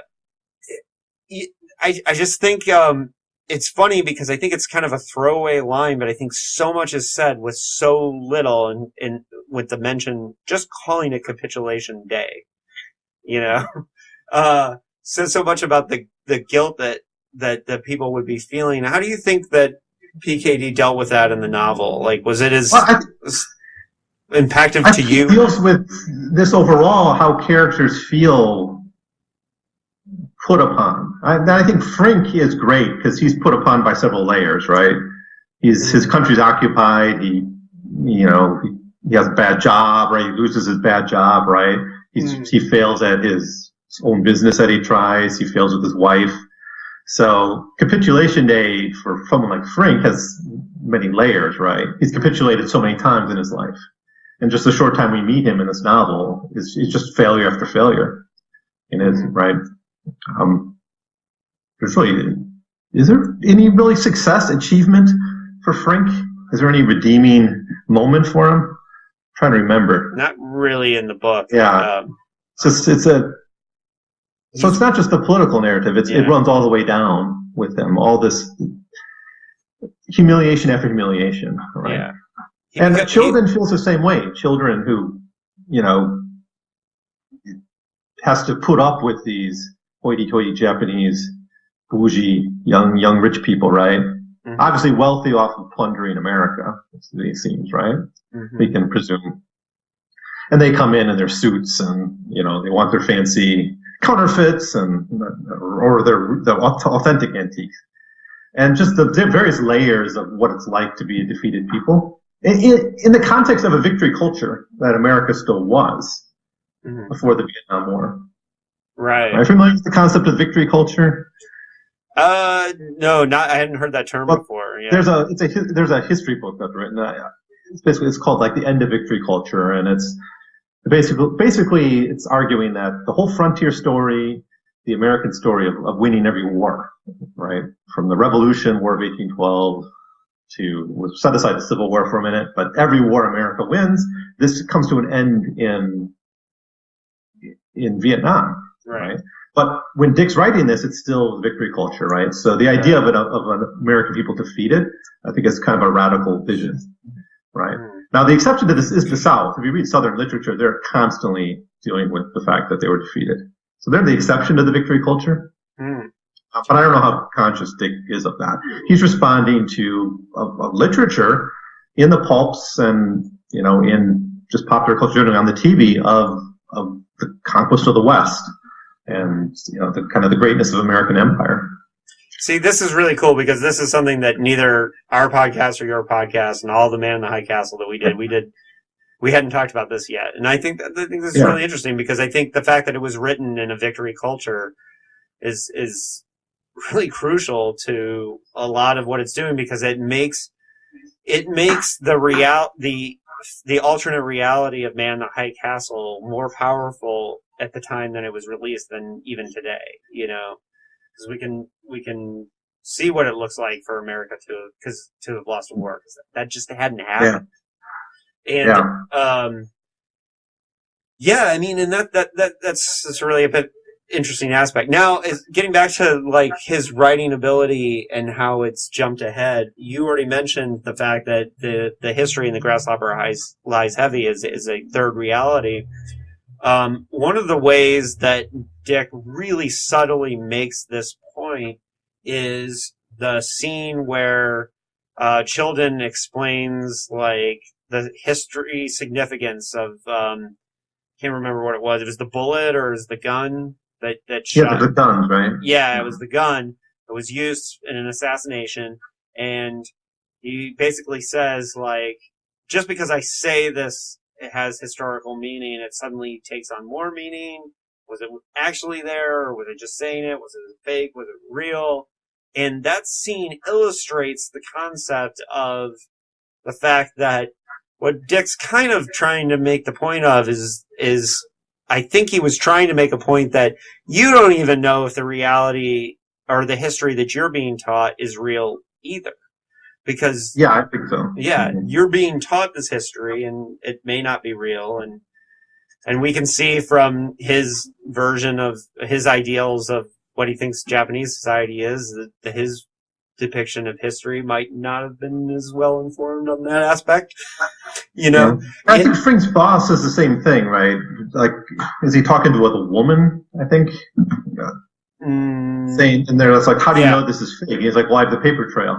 Yeah, and I have the receipts, right? But how does that prove authenticity, right? Right, and they're kind of like, oh, okay, yeah, and I think that this is a really prime example of this is one of the most excellent forms of narrative, like it's just a really subtle narrative way that he expresses the concept behind the novel in a way. I think this moment is it's kind of like Dick flexing his muscles in a way that we hadn't seen before. And I think that that's a crucial scene in his development as a writer. Just speaking as a person who looks at this from a writing perspective. As far as philosophically, I think it also is a crucial point in Dick's bibliography. But I just wanted to point that out to the people listening as just that's something that we hammered home on our podcast. But I think I think that's a really big turning point. I don't know if you feel similar. No, I agree. It's with everything you said.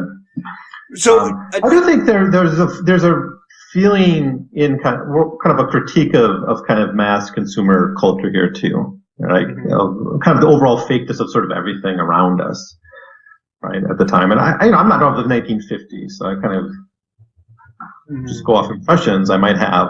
But the idea, you go into a department store, right, and there's miles and miles of the same coats and suits. Like maybe everyone wearing the same sort of suits, right? And smoking the same cigarettes, same style cigarettes, and the same hats. And what does authenticity mean in that? That's why it's so important that this jewelry is kind of malformed and weird, and there's something unique about it that totally baffles everyone who sees it, right? They can't even explain what's special about it. They just know it's special because it's not mass produced. It's not the same as everything else, right? Well, we're told very early in the novel, actually, that these antiques are all fakes. Essentially, that's what Frink's job it was before he went off on his own, right? Right. He's making the fake guns. Well, and mass produced. Well, and there's lots of little things in this novel too that I wanted to touch on. The reaction to the grasshopper lies heavy in this world is really interesting. The fact that people are so afraid of it kind of says something about the power of speculative fiction or sci-fi because, I think Dick's trying to put this idea that we can be revolutionary, we can be dangerous. I don't know if you saw that, but I really like that aspect of it because I think that's huge. Some little things. The Nazis killed all the best comedians in this world, which is a really interesting thing because I think that's just Dick, like a little line that Dick's, giving props to the Jewish comedians. And who was that? Bob Hope was living in Canada, right? In this book. And, so then it was interesting to me because then I started thinking a lot about what the hell's Canada doing during all this time? But, he obviously... Well, they were in the war, so they would have been occupied too, you would have thought. But, you would have thought, yeah. But there's kind of that buffer zone even in America, right? That's where Frank thinks of going there or something, or that's where Julianne is going, maybe? Yeah, the Free States in the center is kind of... Yeah, which is the opposite of Red Dawn. Because for whatever... I've always thought that was the most hilarious thing, that in Red Dawn that Russia invades the Rocky Mountains. It's like, why would you do that? But I guess, hey, 80s Cold War. I mean, Invasion USA, they invade Miami. But hey, it was the 80s. But there's a critique of the Nazis, in addition, well, do we need more? But probably not. But yeah, that even in the one project of genocide is not even successful. Yeah. Right. Well, it's hinted at. Yeah. Not fully. Right. Yeah, and so one thing that was interesting, there was a line, and just historically, it just made me go, huh? Was that he had this idea that the British had concentration camps in China. It's exactly. It's on page 169 of the Mariner edition. Okay. I don't know. I don't have any of my editions here. Yeah, I don't know, but it was just there was a random line about how in the lead up or during the conflict or during the war there was that the British had well here Larry's getting it. But we'll come back to that in a minute, but Operation Dandelion is another thing that's really crucial to the book. And I think that there's some really fascinating things about the difference between the Nazis who are carrying on the mission, who want to take it further. And what do you think about Operation Dandelion? As a historian, do you think it makes sense that this could have happened in this alternate reality? Well, maybe if. Well, I don't think. This is such a what if. After 41, 42, Germans winning the war is not even on the table, right? Right. But, yeah, assume this reality. I could see this. But maybe not in the timeline Dick gives us. Right. Okay, so this happened. Nazi war plans for Eastern Europe, for Lebensraum, right? Resettling Eastern Europe with Germanic people. That's kind of the short-term plan, right? I guess I don't know how far ahead they were thinking, but it seems a luxury of victory to attack the Japanese islands. Right. Well, so this happened in the this thing about the British concentration camps happened in The Grasshopper Lies Heavy. Oh yeah. And it's Joe's talking to Juliana about the Grasshopper Lies Heavy, and he says, human nature, the nature of states, suspicion, fear, greed. Churchill thinks the U.S. is undermining British rule in South Asia by appealing to the large Chinese populations who are naturally pro-USA due to Shanghai Shek. The British start setting up, he grinned at her briefly, what are called detention preserves concentration camps, in other words, for thousands of maybe disloyal Chinese. They are accused of sabotage and propaganda. Churchill is so, and then Juliana cuts him off. But that's the line. So, which is kind of a weird thing. I just, that one really struck me as like an interesting like hot take on this alternate history. Whether, and it was Joe was using it as to say like, oh, see, they're just as bad as us kind of thing. But yeah, I could see that. I think there were other hints of that in some of the Dandelion Life studies, but I'm not going to remember what they are. Yeah. All right, so something about like Roosevelt's policies on something. Yeah. Or no, Roosevelt's assassinated. Right, that's what sets it off. Yeah. But it's Man in the High Castle. It's like I think it is really just such an important work. Beyond the fact that he won the Hugo, I just think that this is the first unadulterated PKD novel that we got that didn't have like really heavy editorial what's the word I'm looking for? It wasn't fucked with by the editor. Yeah, interference is the word I'm looking for. It wasn't fucked with by Don Wollheim. And I think that really makes it, I think we can look at all the different aspects of how it fits his themes and fits these things, but I think it's the fact that it's the first time that we really saw him, let loose and do exactly the novel he wanted to do. Maybe Time Out of Joint a little bit.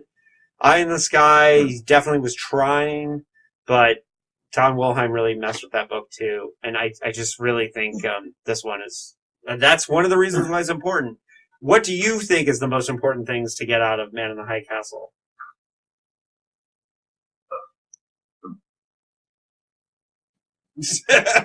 Yeah, Sorry. So much to say. I think this authenticity, I guess, the difficulty of authenticity. Yeah. Especially in a mass consumer society where, we could even talk about like fake news, right? Or even historical narratives. Nothing can really be authenticated. I think that's the heart of the idea, and everything kind of springs from that. Whether you're talking about the gun or the history, or whether Frink's a Jew or not. There's the other character, the spy, right? Mm-hmm. Was it the Swedish spy or something, right? Yeah. Everything is up for grabs in this novel. And so it's like, I think it's just a meta-analysis of authenticity and reality. Mm-hmm. I also think the kind of as foreshadowing something that's going to come up so much in the 60s is this put upon husband or ex-husband. The relationship between Frink and Juliana and Joe is something he's going to tell that story a dozen times in his career. Yeah. In various ways. So that kind of foreshadowing that. But that's the heart of it. I think the new religious movement, even though the I Ching stuff is all wrong, I think Dick has an interest in religious movements and religious cultures. And the idea of a culture or religion based on the I Ching evolving and developing in the United States is something that's on Dick's mind, I think, in California, where these religions sort of pop up all the time. He's going to, again, say more about this in the 70s and 80s in some of his works. So I think there's a lot of great threads here, but you're right, it's just at the heart of it about authenticity and reality. It's there, and everything fits into that. And that's what makes it such a strong novel. Yeah. Well, and, it's funny because I'm in my... If I talk about the TV show for a second, and I know you haven't watched it, the thing about the TV show is that I felt like one of the things that's important to know about the TV show is that they changed showrunners after the first year. And the first year, the showrunner, Frank Spotnitz, seemed to take seriously researching PKD. He read his biography. He read all of his notes for his follow-up that he never got to write. And he was very serious, and he understood the kind of what is reality thing about it. But he had a TV show to do, and he had to get drama going over 10 hours, so he definitely developed some storylines that were kind of outside of this. So the problem is that Man in the High Castle devolves into what everyone thinks it's supposed to be, which people think Man in the High Castle is supposed to be, ooh, scary, Nazis took over and the Nazis won. But really, it's not about that. It's about this it's about history. I'm not even going to try to say that word now because I messed it up. But it's about how history is fake and reality is pliable and all those things. That's what Man in the High Castle is about. It's not about, ooh, scary Nazis. He could have chosen another conflict and told it that's just the one that, worked. And so for that reason, I think the TV show is mostly getting it wrong because so much is focused on, ooh, scary Nazis. However, I will, in defense of the TV show, I will say that there is a storyline with a character who's not really in the novel, John Smith, the Gruppenheimer John Smith, which is fantastic. This one element of it that and I believe that this character was inspired by some of Dick's notes for his follow-up that he never got to write, The Owl in the Daylight. But anyways, we have this, there is some storylines that really do make the show, I think, worth it. And I do think that there's enough of the book there that it does make it interesting to watch as fans of the book. So, yeah, I know a lot of people are telling you to watch different TV shows. I would say Man in the High Castle is definitely worth seeing. The only big problem is that they try to make The Grasshopper Lies Heavy not just a book, but also these random films that show up, and that makes no sense. Totally disagree. But anyways, David's wrong. We argue about this. I have a question, or just a thought about how things get adapted, right? Mm-hmm. Because, a TV series gets adapted and it does well, and of course they want to go for 3, 4, 5 years, do the Game of Thrones things, get a nice long run, and make all the money. Right? But I don't know if you saw The Haunting of Hill House, where they take a novel and they adapt it for one season. And I guess, American Horror Story has been sort of doing that with the anthology style. Right. Detectives doing this. To actually, the proper way to adapt a novel is probably something like a 6, 7, 8, 10 episode series. Right? But when we have it open-ended, then you have to fill that time up. All right? But I've been seeing recently there's been, more of these anthology style approaches, which might be a better platform for, adapting novels like this. Well, yeah. I know 4 seasons on Man in the High Castle. I don't know what you would do with it without just kind of making up stuff that aren't coming from the text, or how many times can you beat a dead horse? Yeah, I'm only halfway through season 2, and I think they're going a little bit more sci-fi. Okay. Towards where they're getting into it. And definitely it's leading into, I think it's more of and it's, Issa Hackett, she's trying to be true to her father's vision, but I think a lot of what she's saying is, she's falling back on this whole idea of resistance and resistance to fascism, and that is becoming really the theme more so than the what is reality of the further seasons. And it's unfortunate because they do certain things out of the novel just awesome and perfect. The Tagomi scene in the TV show is worth seeing. As a fan of the novel, it's worth seeing that scene because it's funny. It's 10 episodes in, right? And at one point I thought to myself, well, it's too bad we didn't get that scene. And then when I was watching the 10th episode, I was like, whoa, wait, now, and they did make it make sense. And you get a little bit more of the interplay of Hitler and the Nazis, where it's just kind of suggested in the novel. So I think there's things to watch there. And I think that the spirit of Man in the High Castle, for the most part, it's hit or miss. But I think that if it gets people to read the novel, I'm all for it. And I've definitely seen online a lot of people that have started reading Philip K. Dick because of the TV show. So, and that, all right, is not a bad thing.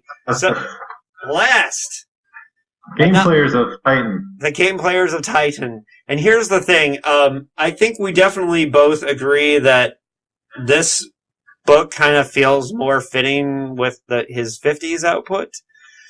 maybe, I but think in some ways, but I think it fits with some of like the '60s, like the 12 novels in 2 years period too. sure, It's but somewhere in between but those two. definitely Vulcan's Hammer is the end of the 50s era, right? Yeah. hmm That's it.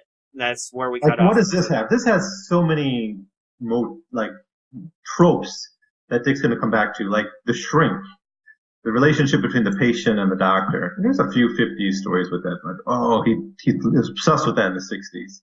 Well, which is interesting because at the time, John W. Campbell, who's like one of the biggest names in science fiction, right, is full bore into Dianetics, right? Yeah, into Dianetics. He's the one who edited Dianetics for L. Ron Hubbard, and Astounding magazine was just like filled with Dianetics propaganda because he was like way into it. So when I was reading Game Players of Titan, I just finished reading Astounding, the biography of John W. Oh yeah, Campbell. we did that in Sci-Fi Audio. Yeah. That come up in a few weeks. That's a great book. Yeah, and so my take on reading Game Players of Titan was really influenced by having just read Astounding.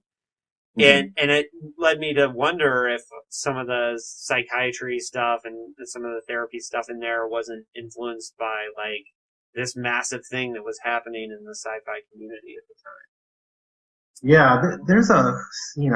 Now it's getting a little late. I'm sorry, but it's one of each later novels where there's a scene where he walks into a room. No, it's actually from this period. He wrote it. It's Confessions of a Crap Artist, where there's a scene where. Did you read that one? I have not read it yet. No. Yeah, where he goes into a room with these other kind of, I don't want to say cultists, but they're kind of UFO cultists essentially. And he goes to the meeting, and they're doing auditing. They're auditing each other. And until I read I didn't think of that until I read the Astounding book. And then I came back and read Confessions of Crap Artists. I'm like, wow, he's making fun of Dianetics here. Right. Well, and it's interesting in the publishing history of Game Players of Titan because he wrote several books before, like in this interim before Game Players of Titan was the one that came out, and most notably Don Wollheim rejected Martian Time Slip, and he rejected Martian Time Slip because he couldn't handle his sci-fi brain couldn't accept that we would have colonies on Mars in the 90s, and so point to Don Wollheim because I think in this case Don Wollheim was right. I don't know if I would have rejected the book outright, but PKD pulled Time Slip because he did not want to set it 100 years in the future. He wanted it in the 90s. So that was important to him. But he also wrote Dr. Blood Money in this time. And then Game Players of Titan. And look, there's a lot to like in Game Players of Titan. I'm not. Yeah. And but it's definitely more pulpy than, you got your space slugs and you got, mental telepathy transporting between, the post-humans here are like full display. It's a lot of fun, I think, what he does with them. That's also another thing you see again and again in the '60s are these post-humans having fun with their powers. Yeah, which is cool to watch. So there's lots of little interesting fun things with the Gee Whiz sci-fi stuff. There's the Vugs. Well, first of all, like the fact that let's talk about the game for a second, which is basically I immediately thought of Monopoly. Larry says it's more like Game of Life, but I mean, it's never fully explained, I don't think, and it's contradictory at times. Right, and so, but I think I talked about this in the podcast where I try to work out what I think the game is. Right, and so they're playing this game of bluff, and it's all about property and management, and because there's so few people left, that this is how land is acquired or given or taken, but it's all overseen by the Bugs. So it's kind of a colonial thing, too. Yeah. There's a lot of really interesting concepts. Yeah. And also you have no people left. There's so few people left because of, I guess, the war, the occupation, and low birth rates. So this becomes a way of basically spreading out the gene pool. Right. So every time you win a game, you get new property, and you also almost like a feudal marriage. Almost, you get a new wife, right? So these people have been married 30, 40, hundreds of times, maybe 100 times in their life, and it's all about trying to get pregnant. Right. Really, and you're just sort of trying to mix up as many people as possible. It's kind of a solution to the problem. But Dick here is, I think, giving his clearest, his most well-developed kind of description of kind of serial monogamy. Right. I think about his Dick's biography. He's married 5 times. He's a committed monogamist, but he goes through he's a serial monogamist, right? A committed serial monogamist. And, that's part of, I think, the liquid world we live in, and that he was part of this change, right? Where relationships become much more fluid. I think this is an interesting kind of commentary on that. I don't know if it's a critique, and it's given a good science fiction reason for being there, because you do need to mix up the gene pool, but, I think he has a lot of fun with it here. Plus that these cities then literally just become the playgrounds for these players. These bindmen, they're called, right? For the bindmen and the bugs. And so here's the weird thing about Game Players of Titan. This is interesting because I think that there are some really there's well-developed world building, and there's well-developed concepts that he's getting into, like with the political aspect of the colonialism and how things are traded and moved and all that stuff. But there's so many fucking weird, wacky ideas here with like the bugs and the weird concepts, the far out concepts are there. So it's funny because there's this balance between where I just picture like, I'm not going to put this sensitively. We're way into this. If you've listened this far, you're a nerd for this, but there's the high as fuck Philip K. Dick versus the well thought of like aspects of it are really at play in Game Players of Titan. Yeah, there's times you don't know what's really going on, I think. That, where Pete Garden, I guess when he's on that bender, I guess that's when it really starts to fall apart, right? Yeah. You think, hey, you understand this world, the system with the games and the wipe swapping? Okay, that's all fun. Yeah. Then you have the murder mystery. You're like, okay, it's a pretty clear murder mystery. The murder mystery solved halfway through, and then he's just like, let's just go on a bender. Have our character go on a bender, and then from that point on, you never quite know where you are. So, and then there's parts of it where he's trying to do this Agatha Christie style, like, we're all trapped here and we got this murder mystery. There's parts where it has, like, this weird kind of Ian Fleming thing going on. It's way all over the fucking place.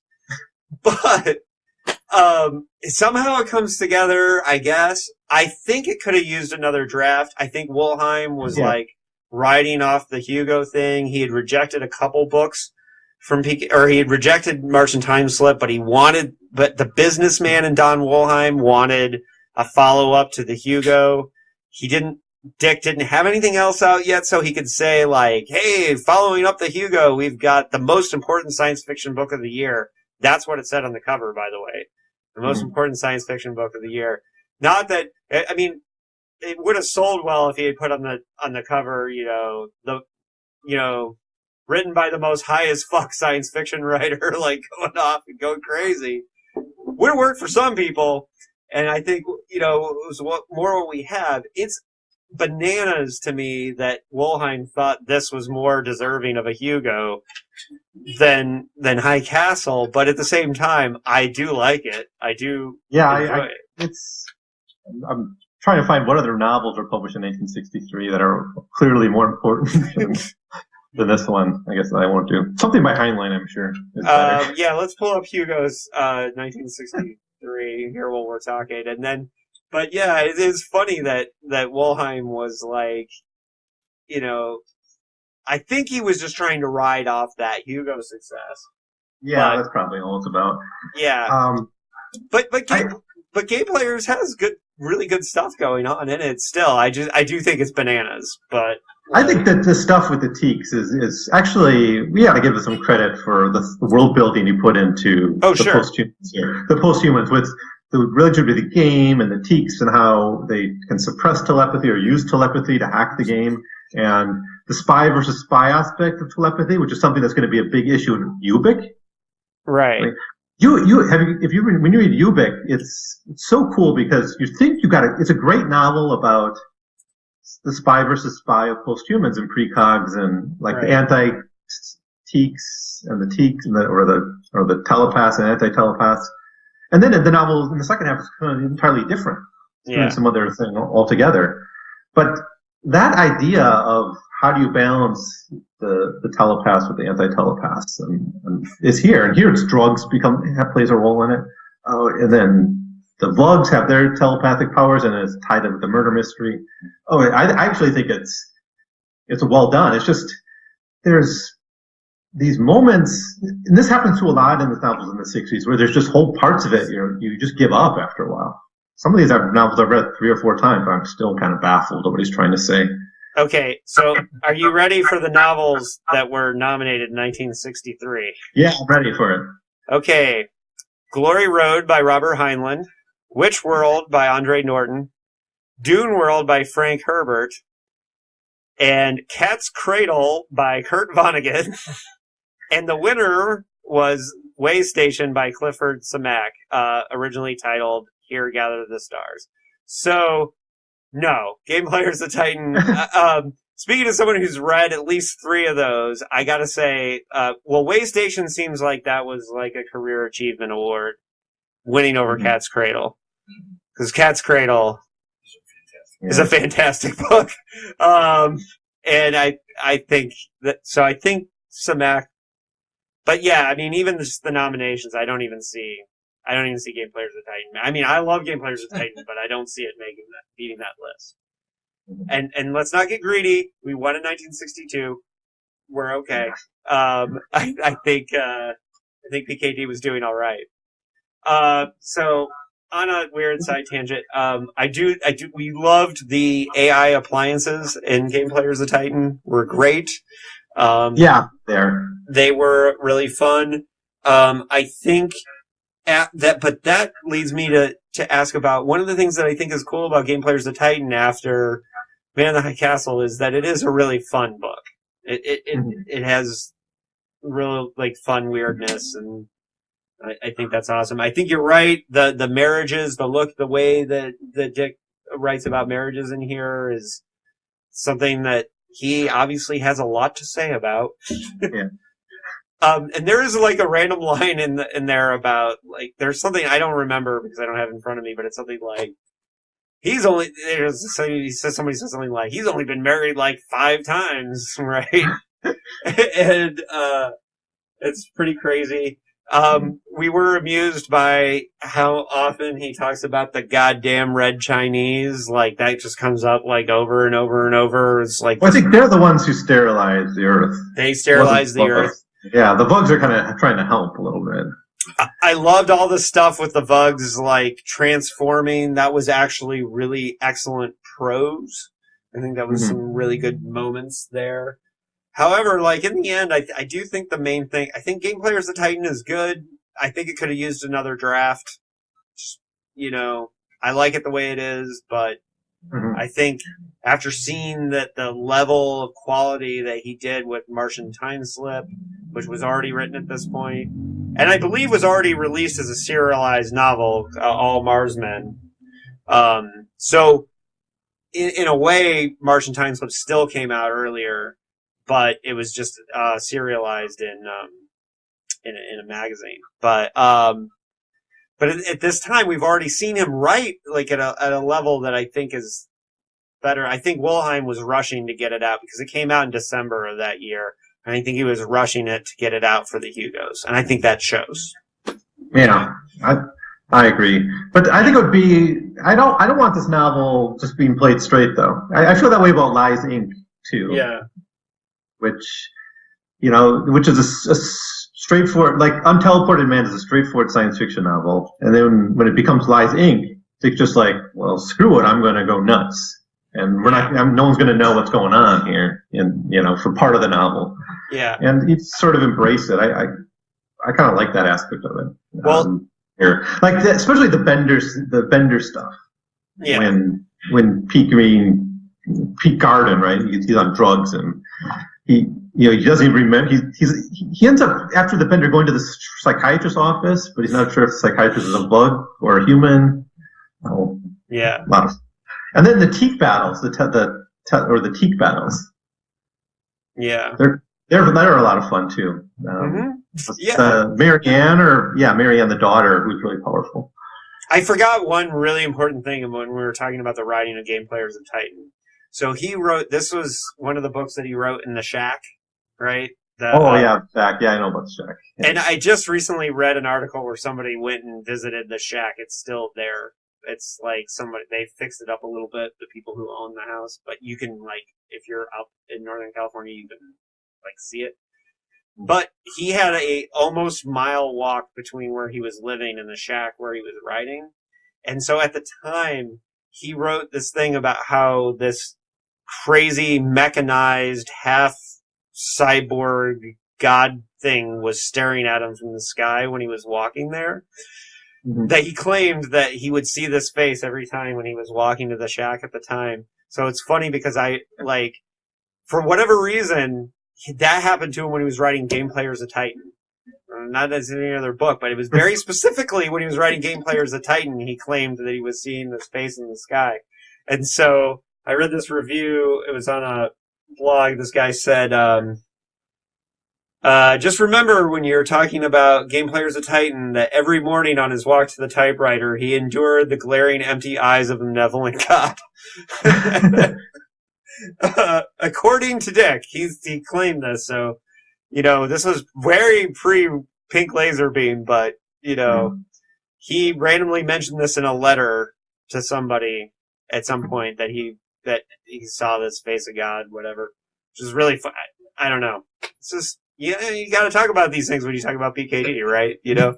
So I don't know how much of it I take seriously. I'm sure he could. Pink Beam stuff. There's something there. You wouldn't write a billion words, right? If there wasn't something there. It doesn't mean I think it should have been published, or Yeah, I'm sure he could have just been forced to read it. I'm sure he could have just been fucking with the person he was writing the letter to, like, I saw this crazy mechanized half-human god thing. If you read his response to Ellison's introduction to Faith of Our Fathers in Dangerous Visions, because Harlan Ellison, he kind of builds up this PKD mythology that he's part of the drug culture, that he's... And he denied it, yeah. And then he wrote back basically, no, he was on speed, but he wasn't like on drugs. He partook a little bit, but it wasn't like it was much a part of his life as some people think. Well, he claims that. It became part of his aura. I mean, I don't know. Mm-hmm. Still, I think writing all the books on massive amounts of speed, I'm sure had some kind of creative, Yeah, I'm sure the explanation for them, if there is a face in the sky, it has something to do with speed. Right, exactly. All right, so any last thoughts on Game Players of Titan and this phase of PKD's work? No, that's good. Yeah, we've talked for quite a while. Yeah, I just these are great novels, and they get better. So I think the 10 novels after this, it's all great. It's just so much fun. This till like Galactic Popular, which I think is the ultimate. Is the best stuff, I think. Is in the zone, yeah. Well, it is our intention in five more books to get you back on the line, and keep this going. So we're going to put links to all your stuff in the show notes on SoundCloud, but can you just give everybody you're done, right? You finished. Well, I'm done except for uploading. They got to be uploaded on a schedule. I don't upload them all at once, but yeah, I think right now I'm uploading. I don't know when this will be out, but I'm currently in the 70s with Deus Eres and Scanner Darkly. So when this comes out, I'll probably be putting up Scanner Darkly stuff, and a few more stories, and then the Valis stuff. Right. And I do the 4 Valis novels and 4 long episodes. Oh, I can't wait to hear your Divine Invasion one, because Yeah, I'm not a fan of Divine Invasion. It'll be your Cosmic Puppets. Do you see? Because website. Or, you will see Cosmic Puppets for us is our most downloaded episode, and we couldn't stand it. So, like, how that works, you just get ready for your Divine Invasion, like, blowout. That'll be my big breakout. So, yeah, the website is 100 pages cast at, or dot pod, or sorry, 100 pages cast dot podbean.com. I'm so used to giving the email address in my podcast. It's not added, dot podbean. Yeah, Phil K. Dick Book Club. It's a rubric in that podcast. All right. Podcast. I don't only look at American writers. Right now I'm doing political writing. Tocqueville and Lincoln will be coming up, but, you know, I got the Phil K. Dick Book Club there as well. Going all the way back to Stability. So I do all the stories, all the novels. So if you haven't checked it out, you can go iTunes or just go to the Podbean and find it. All right. Well, thanks for supporting the podcast. Yeah. Well, it's really great to have you on again. We consider it a very important part of our canon. Well, I'm honored is having to be the first repeat. Yeah. Well, it's just really, I think the way we do things differently just really works out. So I think it's really cool. You get to sleep. You got students to teach in the morning and the afternoon there. Afternoon, yeah. Yeah, in China. Actually, I'm lucky today because there's some tests, so all the morning classes are canceled. Oh, perfect. Well, next time maybe we'll get up in the middle of the night for you. It might be summer. If it's summer, it's fine. All right. We'll probably... It might time out that way. I don't know quite how long that takes. Well, we did this back like in August, right? Right. So from August to now. Yeah. Well, we took a little break after High Castle. So yeah, and we considered that an end of our season 1. But yeah, we'll be back in touch with you. And thanks again and keep it paranoid, dickheads. All right. Thanks again. Bye. Bye.